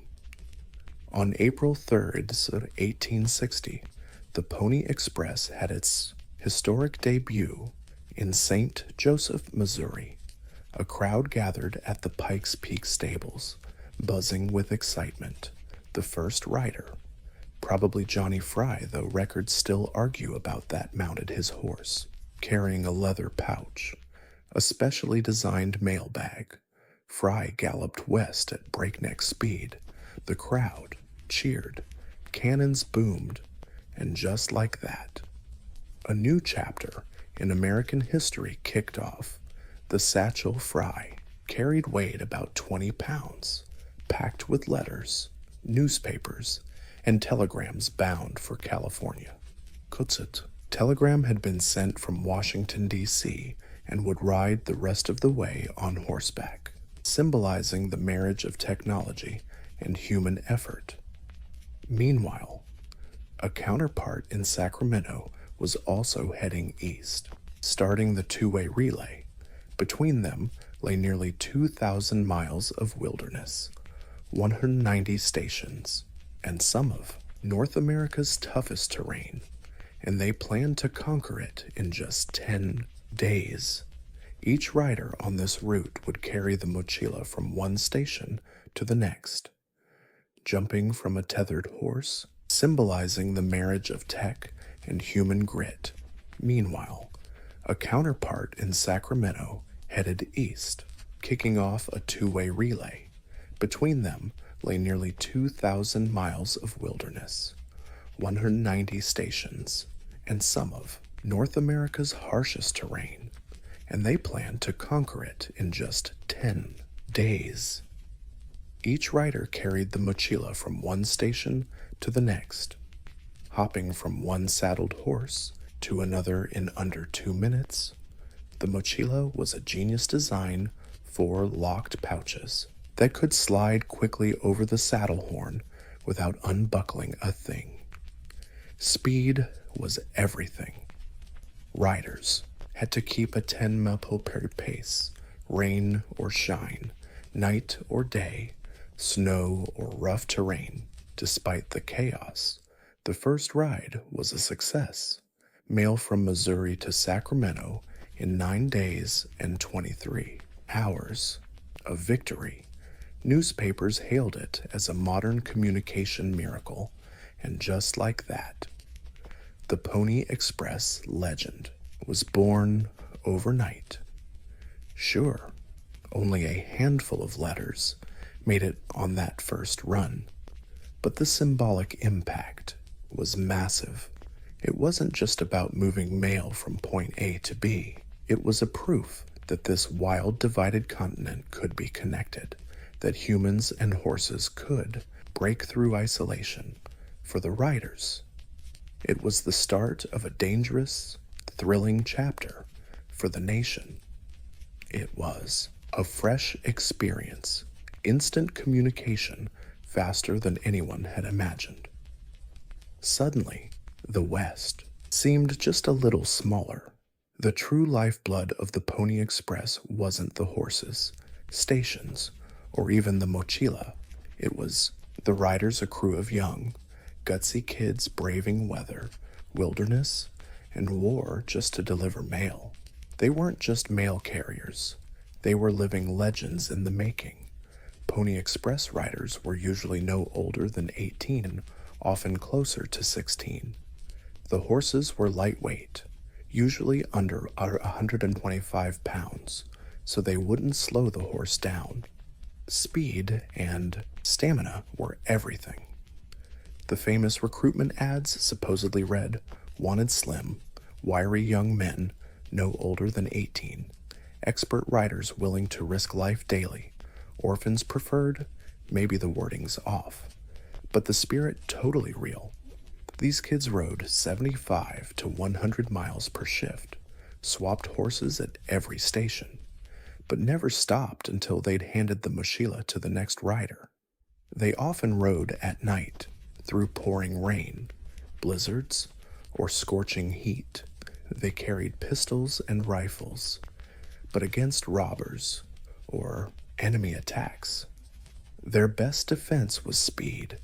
Many rode solo, unarmed, relying solely on outrunning trouble. Some riders became folk heroes. Bob Haslam's horse covered 380 miles in less than 2 days during a fierce Paiute uprising. Even after he got hit by an arrow, William Buffalo Bill Cody, who later became a Wild West showman, claimed he rode for the Express at 15, though historians still debate if that's true. Either way, it's dramatic enough. Riders had to cross the Rocky Mountains, the Great Basin Desert, and dangerous lands where one tiny mistake could freeze, drown, or erase them completely. Yet, the service was amazingly reliable. Only one mule was ever lost, even in the harshest conditions, despite the danger. Many riders loved the job. They earned a hefty paycheck for teens back then, $100 to $150 a month, a small fortune. And they loved the thrill, the speed, and the feeling of purpose. They weren't just delivering mail, they were stitching the country back together. Pony Express riders weren't just messengers, they were icons of American courage, endurance, and grit, racing through legend and memory with every hoofbeat. And in those unforgettable 18 months, they proved no boundary was too vast to cross. Riding for the Pony Express wasn't just a job, it was a daily gamble with death. Riders faced dangers that would make most grown men turn back. Yet these mostly teenage boys pushed forward, battling nature's fury, armed enemies, and a land that seemed hungry enough to swallow them whole. One of the constant threats came straight from the environment itself. Riders loved this gig. They got paid a pretty penny for the time, $100 to $150 a month, a fortune for a teen. And they thrived on the thrill, the speed, and feeling like they mattered. They weren't just delivering mail, they were stitching the country back together. Pony Express riders weren't just messengers, they were icons of bravery, endurance, and American grit, galloping through legend and memory with every step. And through those unforgettable 18 months, they proved no border was too wide to cross. Riding for the Pony Express wasn't just a job, it was a daily gamble with death. Riders faced dangers that most grown men would have bailed on. Yet these boys, mostly teens, pushed forward through nature's fury, armed enemies, and a land that seemed hungry enough to swallow them whole. One of the toughest threats came straight from the environment itself. Riders battled Sierra Nevada blizzards, blistering Nevada desert heat, and sudden storms that could flood river crossings or turn dirt roads into impassable mud pits. Falling off a horse in freezing weather meant hypothermia was just a misstep away. A wrong move in a swollen river could drown you, and many came close. Then there were the animals. Wolves sometimes chased riders at night. Rattlesnakes curled in the trailside bushes, and mountain lions lurked over high passes. But even more dangerous than wildlife were the bandits and forest marauders who knew those mochila bags carried priceless letters. Those letters were even dusted with gold dust or money orders. Riders carried pistols, sure, but they were usually outnumbered, and stopping meant risking both your life and your mission. Tensions with Native American tribes also flared during Pony Express's short life. The 1860 Paiute War, sparked by land disputes, broken promises, and settler encroachment, led to several attacks on Pony Express stations. Riders were ambushed, station keepers killed, and many stations burned to the ground. The most famous incident, when Pony Bob Haslam rode nearly 190 miles through hostile territory, carrying a stallion, and even though he was shot and wounded, he finished his route. Even isolation was a danger. Riders often traveled alone for hours with nothing but their horse, their weapon, and the creeping darkness. A broken leg, a wounded horse, or missing a station could mean dying alone in the wilderness, never to be found. But they kept riding, despite all this. The system endured. Letters were delayed but rarely lost. Riders sometimes got hurt, but they almost always made it through. In 18 months of operation, only a handful died on the job. Pony Express wasn't some Wild West fantasy. It was brutal and sometimes downright terrifying.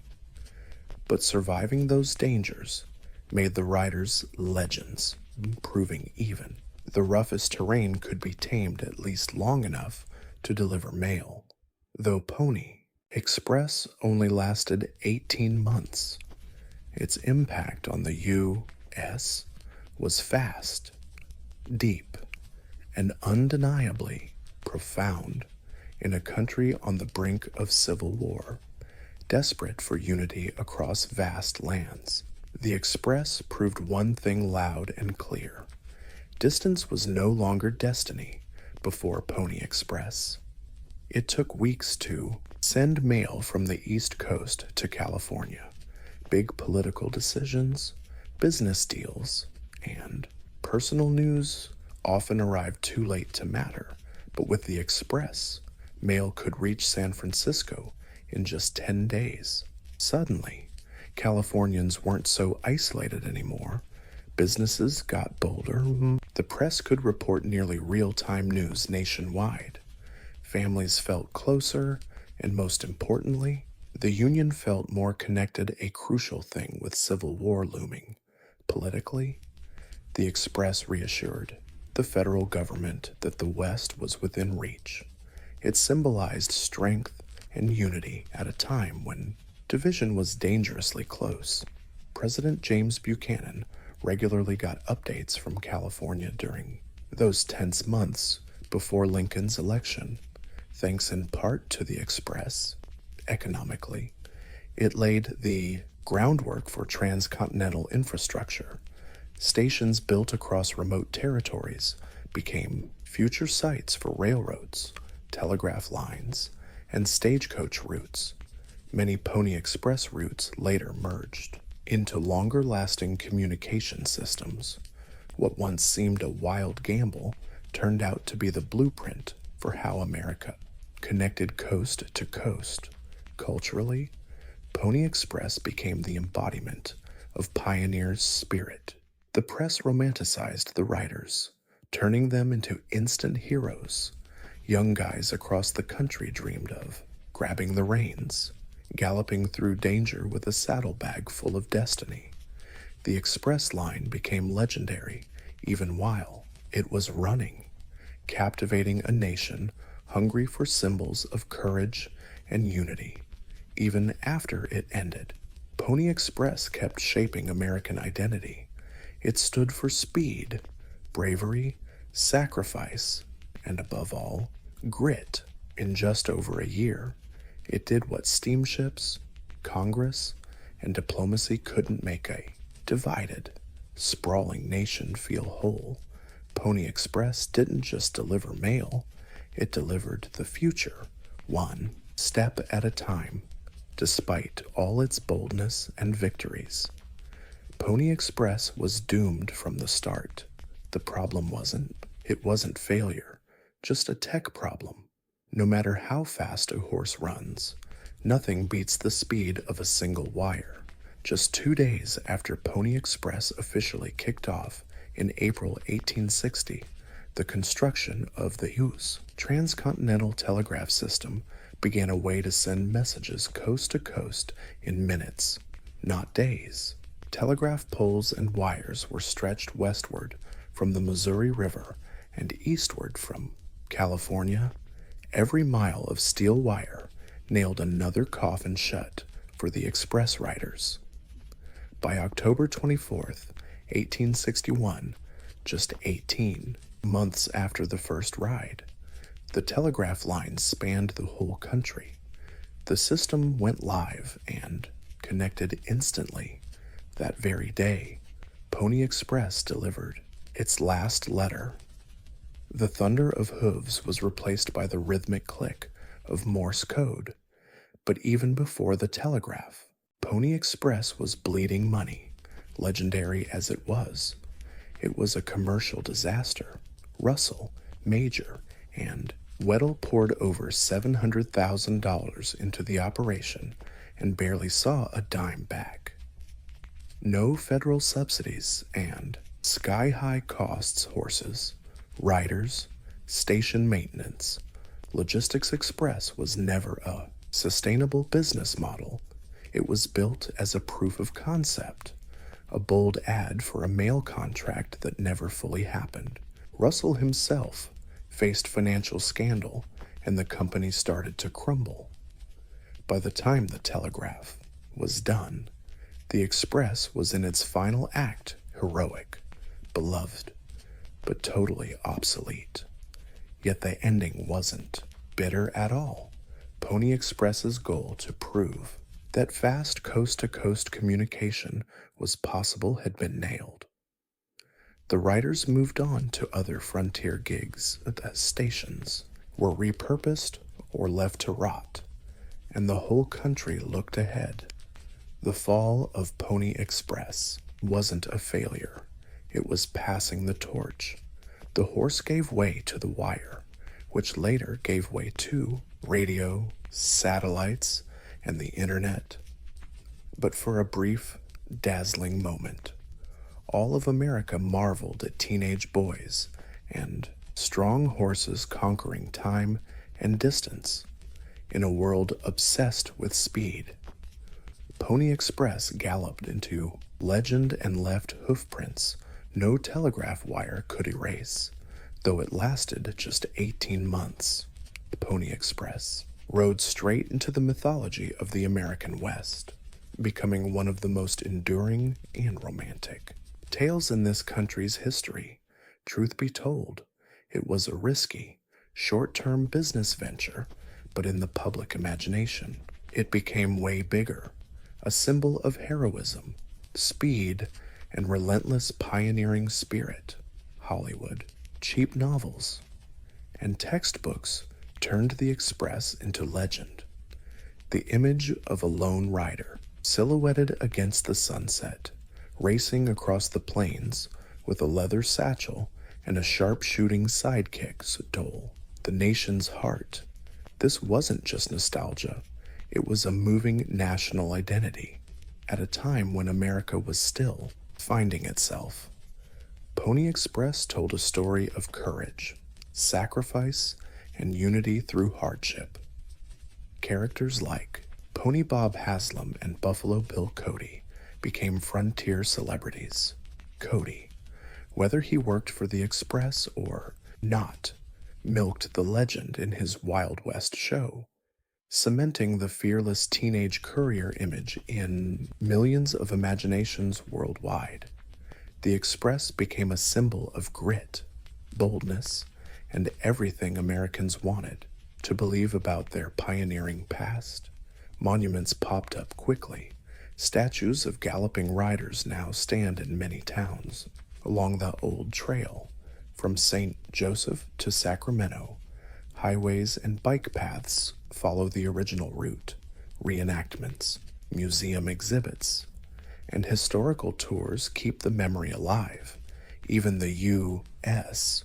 Postal Service issued Pony Express stamps to honor this brief but bold effort that helped unite the country. But the story endures for a deeper reason. Pony Express reminds us of a moment in history when human endurance raced against the odds of nature, when communication meant risk and connection demanded courage.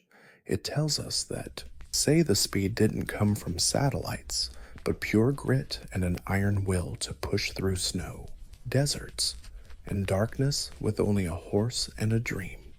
In this age of instant messaging and global networks, we easily forget how hard communication used to be.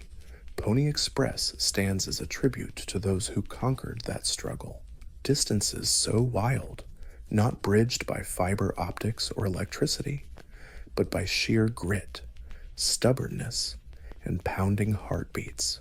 Its legend survives not because it stuck around forever, but because in one brief, blazing moment, It pulled off the impossible, kind of like beer in Sumerian society wasn't just a casual beverage, it was a staple food, a currency, a religious offering, and a symbol of civilization itself.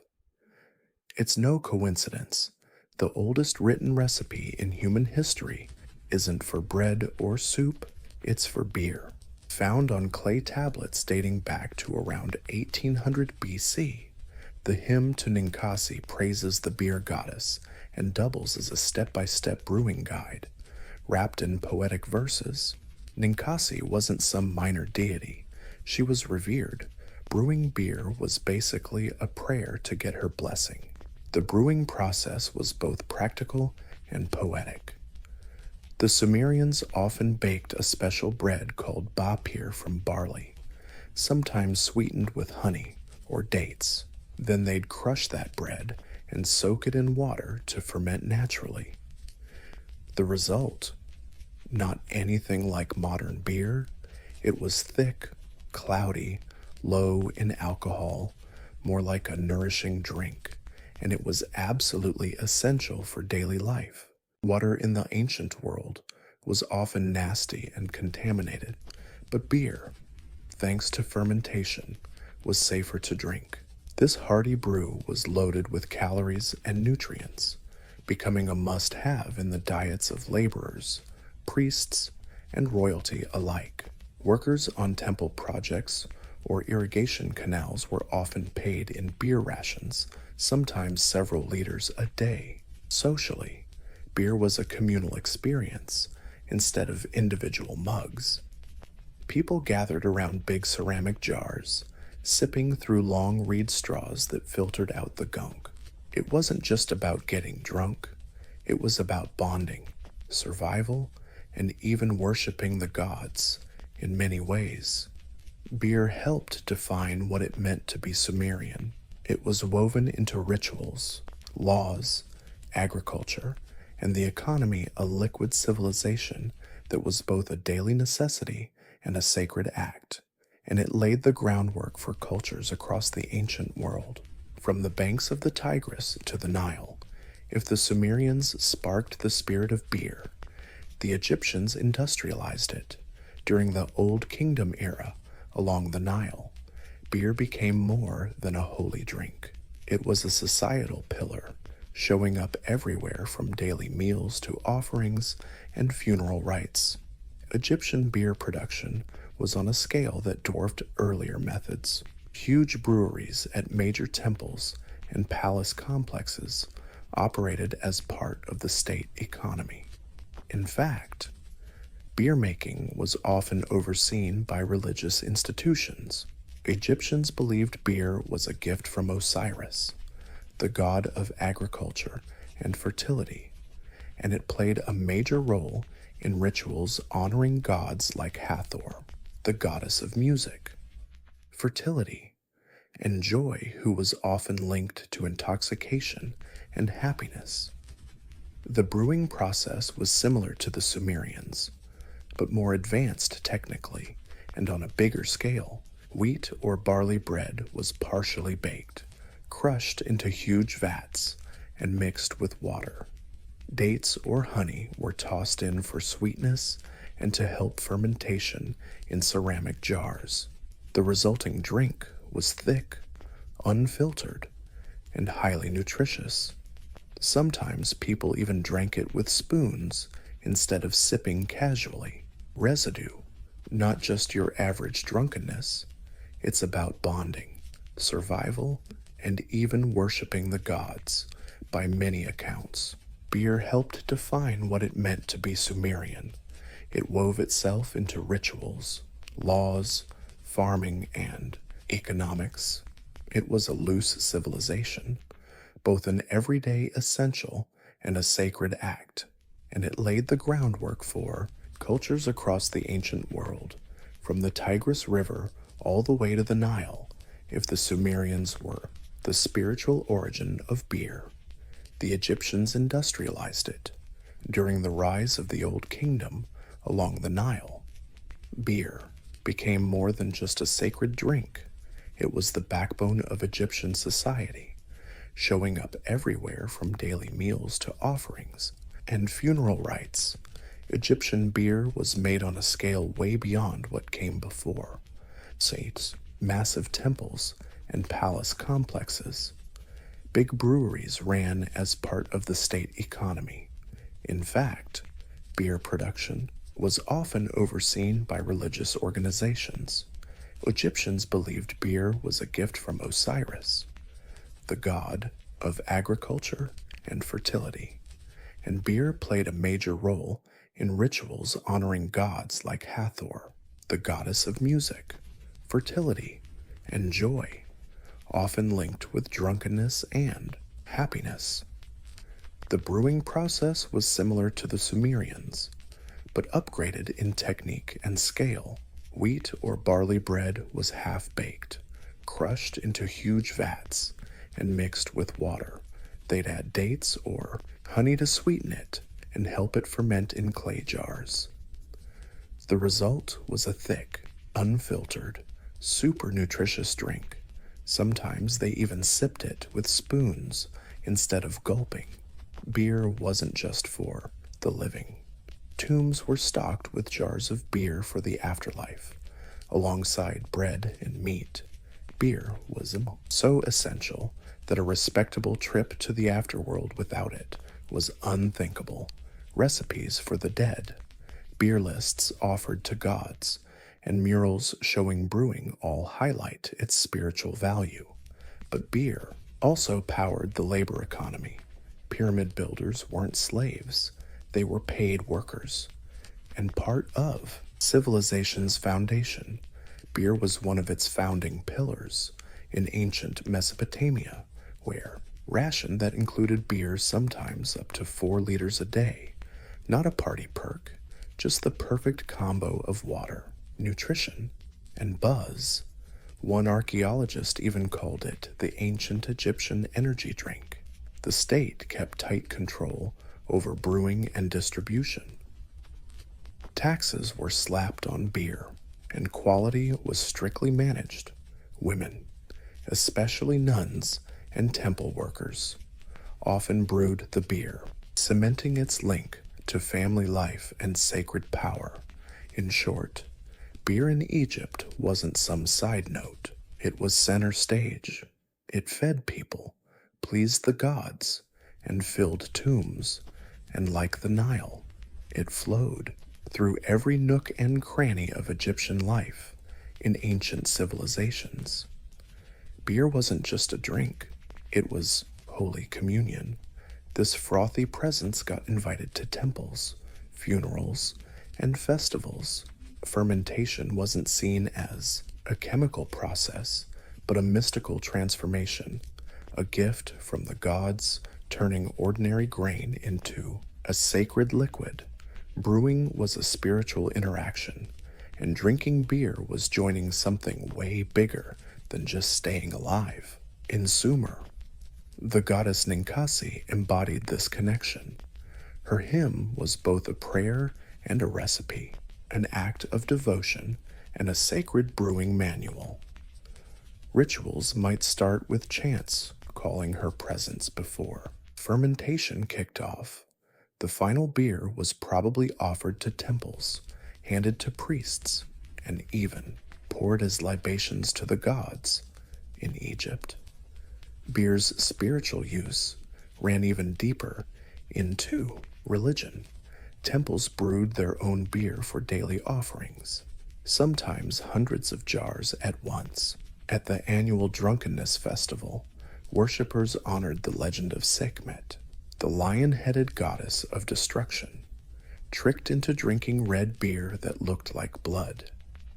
The result, her bloodlust was quenched, and humanity was saved. That's right, beer was basically seen as a divine rage tamer. Priests played an active role in brewing, and many religious texts mention specific ritual beers for ceremonies. The presence of beer commerce was also crucial. It was believed to sustain the soul on its journey to the afterlife. Some tomb inscriptions even list exact ceremonial beers alongside prayers and hymns outside the temples. Seasonal festivals often featured massive communal drinking. These weren't your average parties. They were acts of connection between the human and divine realms, whether celebrating harvest, honoring the dead, or marking solstices. Beer blurred the line between the mundane and the mystical, even in later cultures, like the Hebrews or Hittites. Beer kept its spiritual meaning.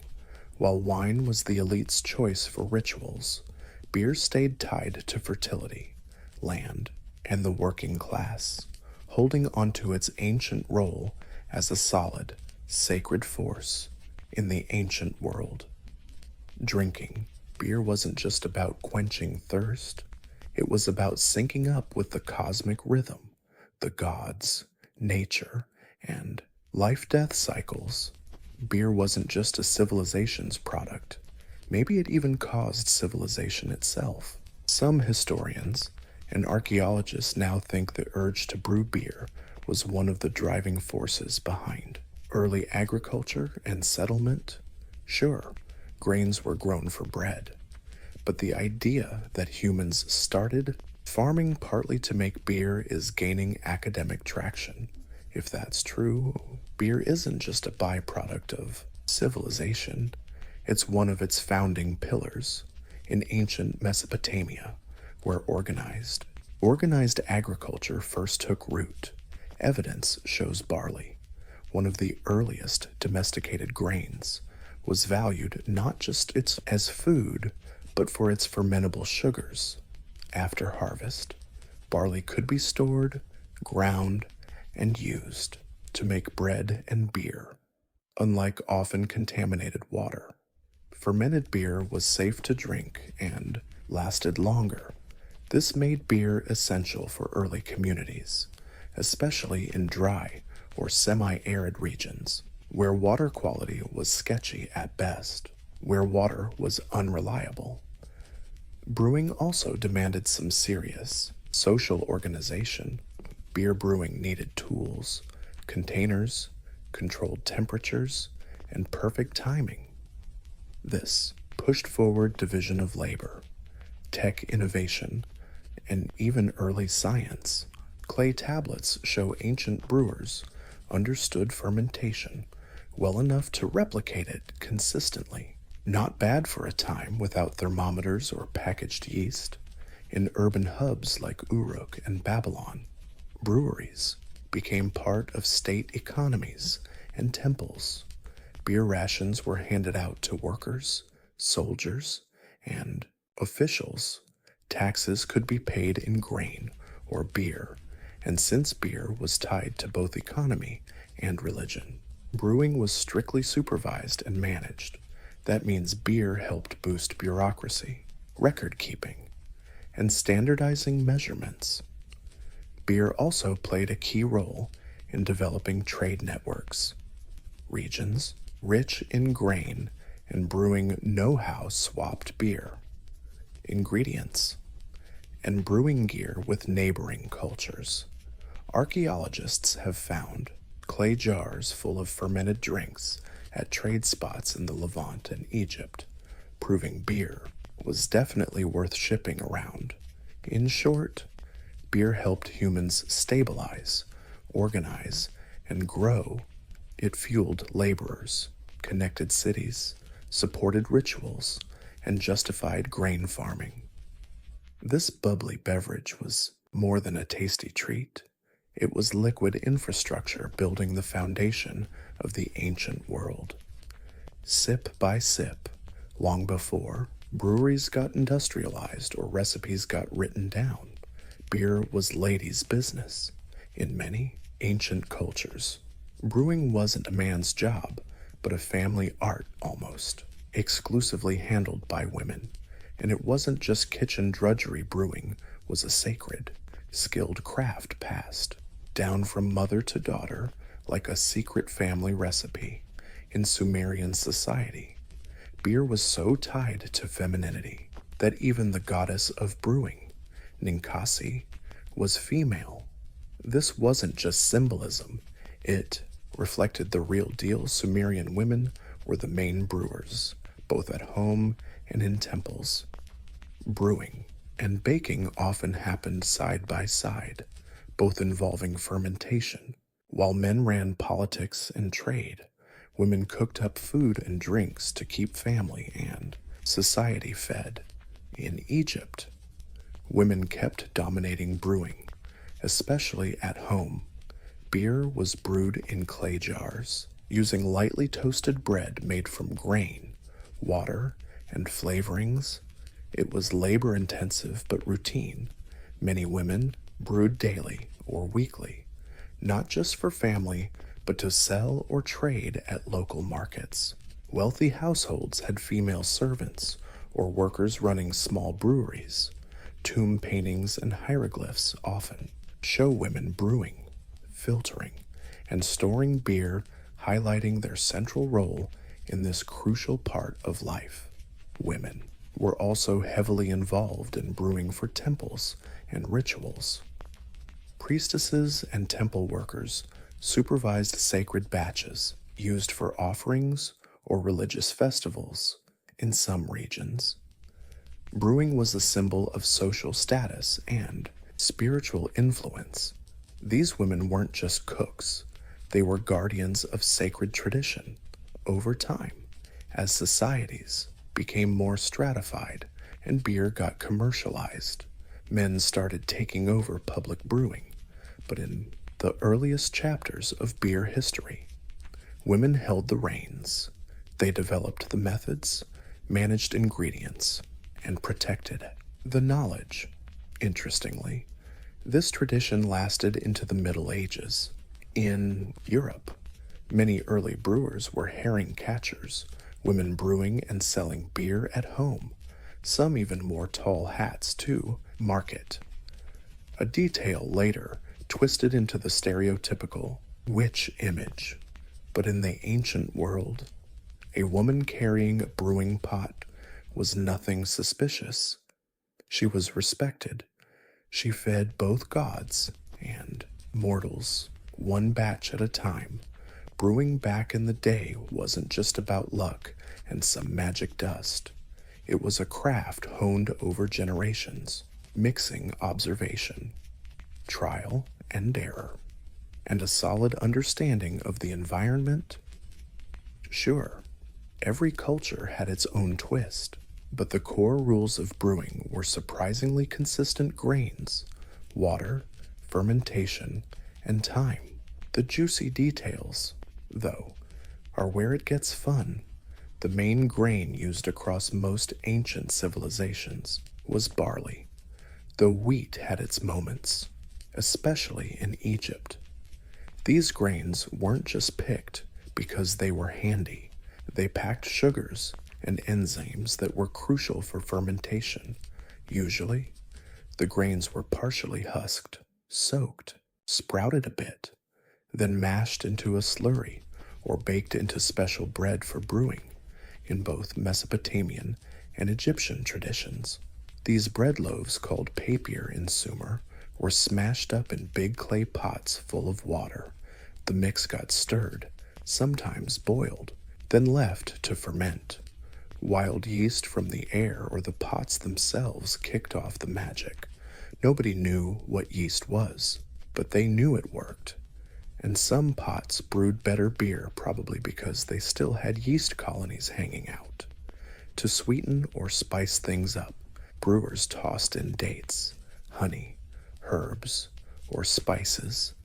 Egyptian beer was often thick and sweet, more like a liquid porridge.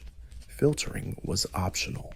Some versions came with a straw to dodge the sediment.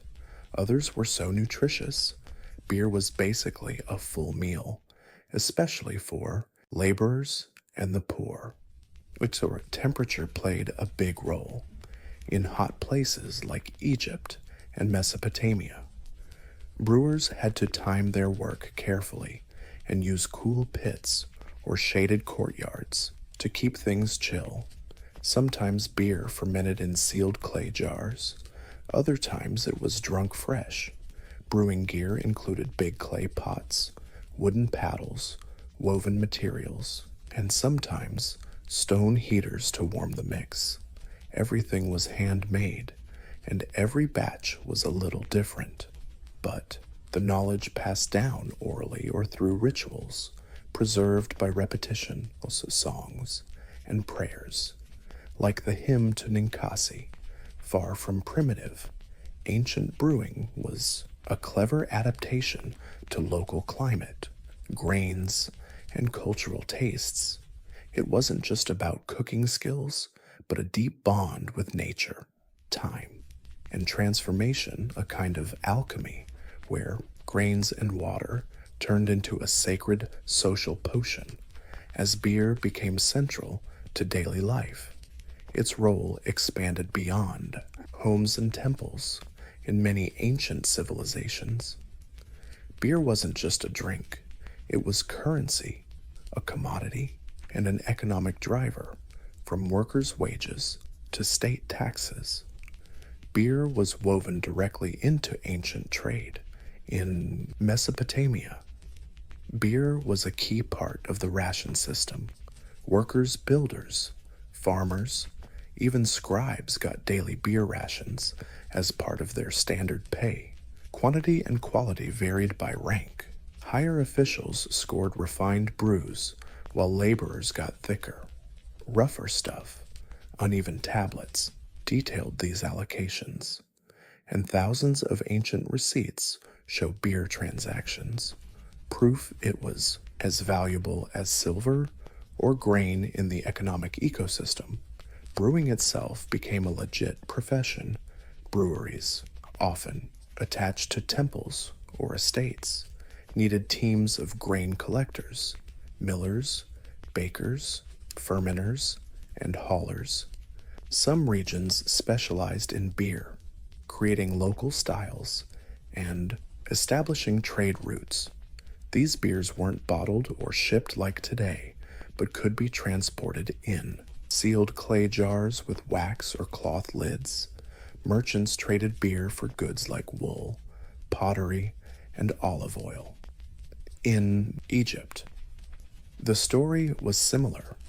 Beer was made on a large scale in both urban centers and rural areas, detailed these allocations, and thousands of ancient receipts show beer transactions. Proof it was as valuable as silver or grain in the economic ecosystem. Brewing itself became a professional gig. Breweries, often attached to temples or estates, needed accrue grain gatherers, millers, bakers, fermenters, and transporters. Some regions specialized in beer, crafting distinct local styles and setting up local trade routes. These beers weren't bottled and shipped like today, but moved around in clay jars sealed with wax or cloth. Merchants traded beer for goods like wool, pottery, and olive oil over in Egypt. The picture was similar.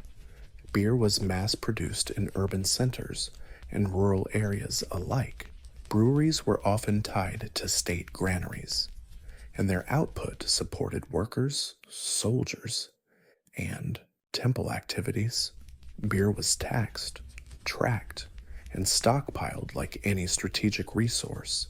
In tough times, beer even became a barter tool when coinage was scarce. Beer also played a role in long-distance trade. Archaeologists found barley beer residue in clay jars far away in places like Levant, Cyprus, and Nubia, showing fermented drinks were part of the exotic goods exchange. While wine slowly took over the high-end market, beer stayed the people's drink, showing up in every deal from village markets to temples. Its portability and tendency to spoil made beer a unique local economic product. Yet it held national importance.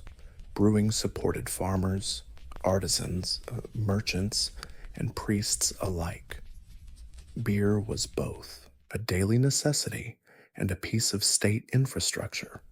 In short, Ancient beer wasn't just guzzled, it was counted, traded, stored, and spent. It helped build pyramids, fund temples, and keep empires running. A pint might cost a few coins, but behind it was a whole mini civilization in the ancient world. Beer was the perfect equalizer. Everyone drank it, but not everyone got the same kind, like food, clothes, and language. Beer reflected and reinforced the rigid social hierarchy of the era, while commoners sipped on strong, hearty brews to survive. The upper crust turned beer into a status symbol, a sacred offering, and sometimes even a political tool among the Sumerians and Akkadians. Workers got daily beer rations. Their beer was dark, unfiltered, and thick, more stew than drink, but super nutritious. This was functional beer designed to keep laborers healthy in harsh, dry conditions. Even here, there were distinctions. Some tablets list at least 9 types of beer ranked by quality and purpose. The better brews went to scribes, priests, or managers. Showing beer was used to split social classes. In Egypt, the divide was even starker. While regular folks drank thick wheat beer flavored with dates, the rich preferred refined brews lighter, sweeter, and sometimes filtered. Tomb paintings show nobles lounging under palm fronds, clutching golden beer cups as servants poured from elegant jugs. To the elite, beer wasn't just life-sustaining, it was an aesthetic experience.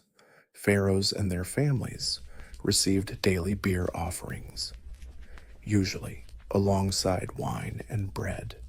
These weren't just traditions, they screamed power. Only the wealthy could afford professional brewers, access top ingredients, and have the luxury to enjoy beer for fun. Instead of calories, beer also played a role in diplomatic rituals and ceremonies at feasts, treaties, or religious festivals.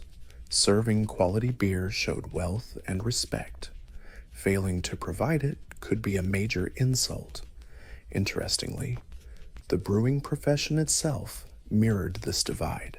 At home and in villages, women or slaves usually brewed beer for their families, but in temples or wealthy households, professional brewers sometimes trained and paid handled production. Temple beer was tightly controlled, taxed less, and carried political weight. So, even though beer was a common drink, its taste, texture, and meaning varied wildly depending on who was drinking it. For some, it was daily fuel. For others, a symbol of divinity, wealth, and sophistication. Each ancient jar carried not just flavor, but the silent stamp of social status. With foam spilling over the rim, thousands of years after Sumerian priestesses chanted prayers to Ninkasi, or Egyptian workers sipped beer in the shadow of pyramids.